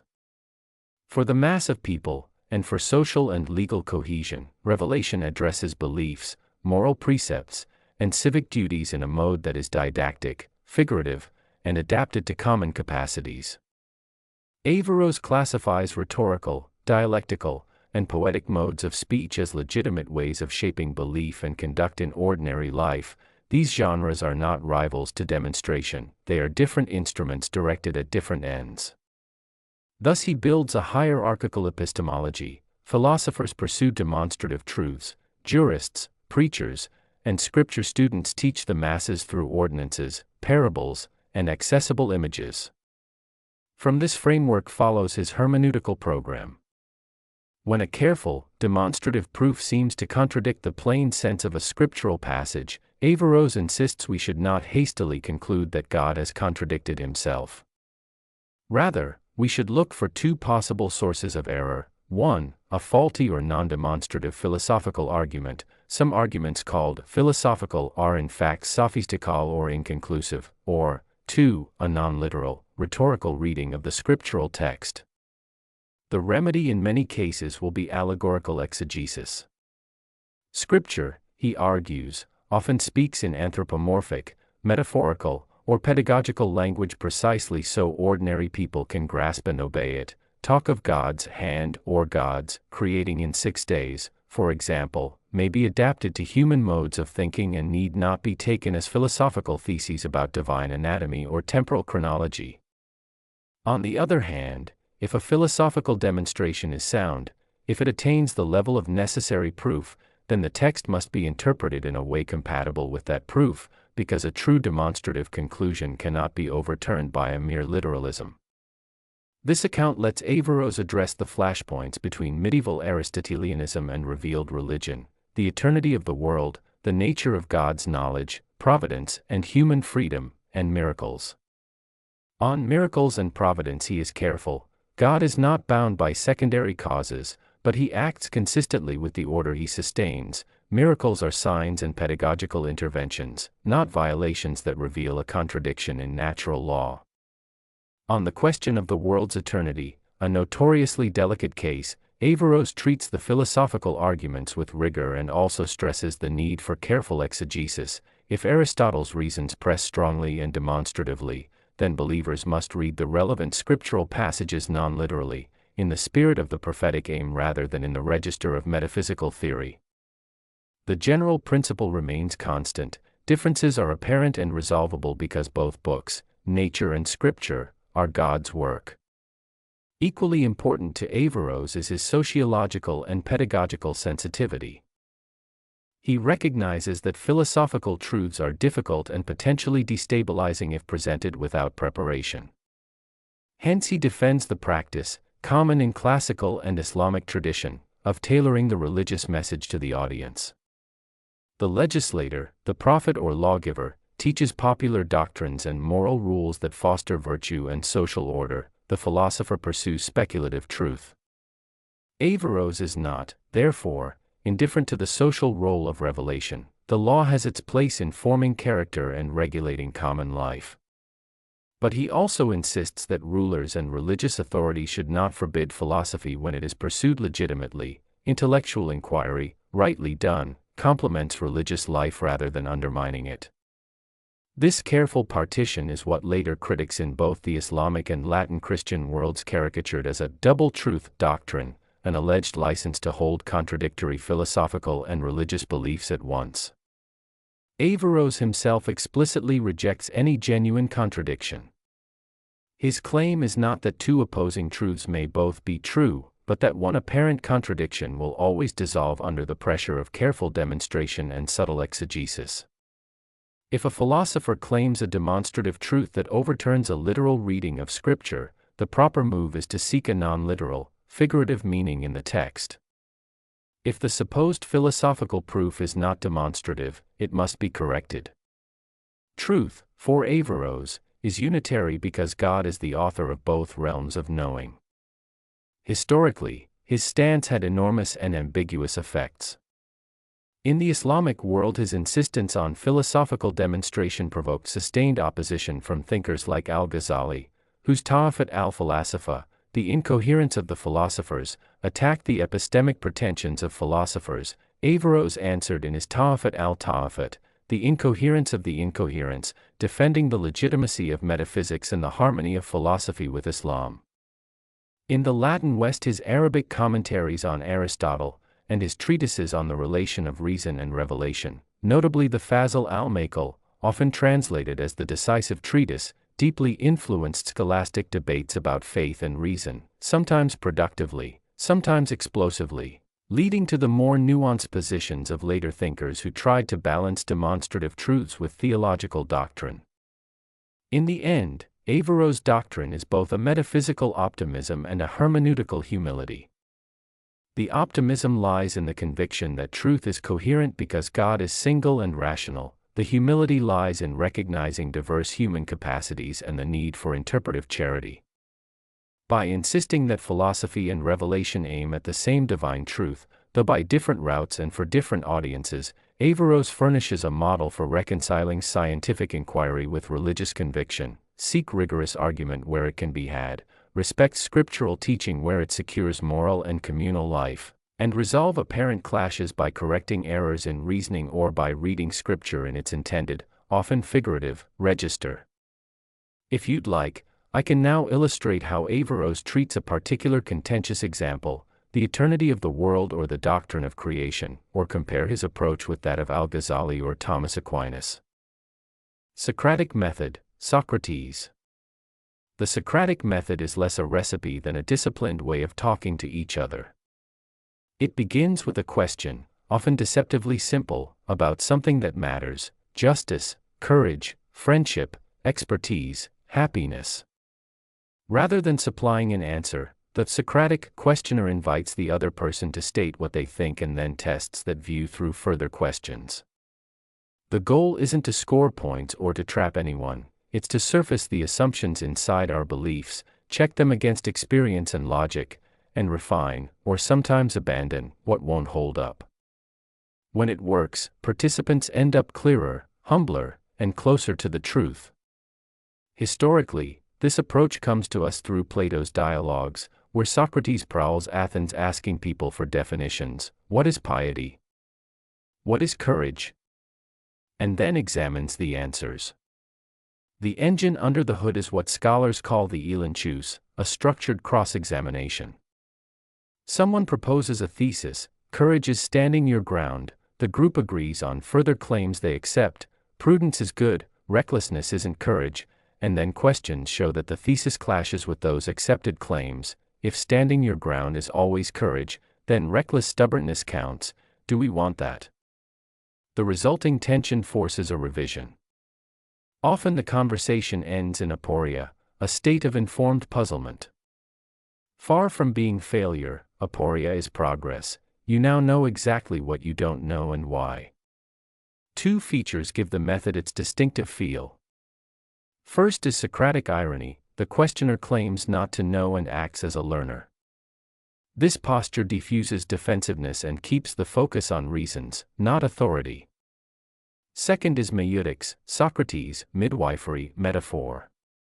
Like a midwife, the questioner helps others give birth to their own understanding by drawing out and testing what's already there, rather than importing a doctrine from outside. In practice, Socratic questioning turns on a few kinds of prompts. Clarifying questions ask what we mean. When you say fair, do you mean equal shares or proportional to effort? Assumption-probing questions uncover what's taken for granted. Does your view of fairness assume everyone had the same opportunities? Implication questions push a claim to its logical consequences. If we adopt that rule, would we also have to accept this case we dislike? Counterexample questions test the boundaries. Can you think of a case that fits your definition but intuitively isn't fair? The conversation loops: revise the claim, check again, and continue until the view becomes both precise and resilient, neither too broad nor too narrow, with necessary and sufficient conditions made explicit. A miniature example helps. Suppose someone says, honesty means telling the truth. Sounds fine, but we ask, if a truthful statement is needlessly cruel, is it still honest in the sense you admire? Perhaps they refine: honesty is telling the truth respectfully. Now we probe: what about withholding a painful truth? Does that remain honest? We try cases: medical disclosure, surprise parties, national security secrets. Each case exposes stress points, and the definition evolves to something like: honesty is a commitment to convey accurate information to those who have a right to it, in a way that respects their dignity. Whether or not we settle there, we've moved from a slogan to a carefully reasoned position, complete with scope and limits. It helps to see how the Socratic method differs from neighboring practices. It is not catechism, leading someone to preselected answers, not pure debate, aimed at victory, and not therapy in the clinical sense, aimed at emotional relief, though it can be therapeutic. Its currency is reasons that any participant could, in principle, accept. The method is cooperative: we're partners testing an idea, not adversaries defending turf. And the measure of success is intellectual integrity: do our claims cohere with each other and with the cases we care about? The method has modern lives in several fields. In education, Socratic seminars swap lectures for guided discussion, teaching students to define terms, give reasons, and revise views. In law, oral argument and cross-examination pressure test legal theories by applying them to edge cases and hypothetical variations. In cognitive behavioral therapy, Socratic questioning helps clients notice and challenge distorted thoughts by asking for evidence, alternatives, and consequences. In design and leadership, structured questioning reveals user needs, hidden constraints, and untested assumptions before a team commits to costly solutions. Because the method is powerful, it has pitfalls. In bad hands, it becomes a game of gotcha, where the questioner steers toward pre-planned traps or overwhelms with rapid-fire queries. That corrodes trust and learning. Power dynamics also matter. When participants feel graded or judged, they may say what they think the questioner wants rather than what they truly believe. The antidotes are transparency about goals, patience with silence, and genuine curiosity. Ask at a humane pace, restate answers to show understanding, grant points when they're strong, and be willing to change your own mind in public. That last move, the model of a teacher or leader revising their view, is perhaps the most Socratic act of all. If you want to try the method yourself, start small. Pick a claim you care about and spend time clarifying its key terms. Invite a partner to propose test cases that make the claim harder to maintain, and revise in response. Keep track of what you now accept, what you reject, and what remains unsettled. When you land in aporia, don't rush to fill the void. That space of honest uncertainty is where better thinking begins. The Socratic method is, at bottom, a commitment to let good questions do their work.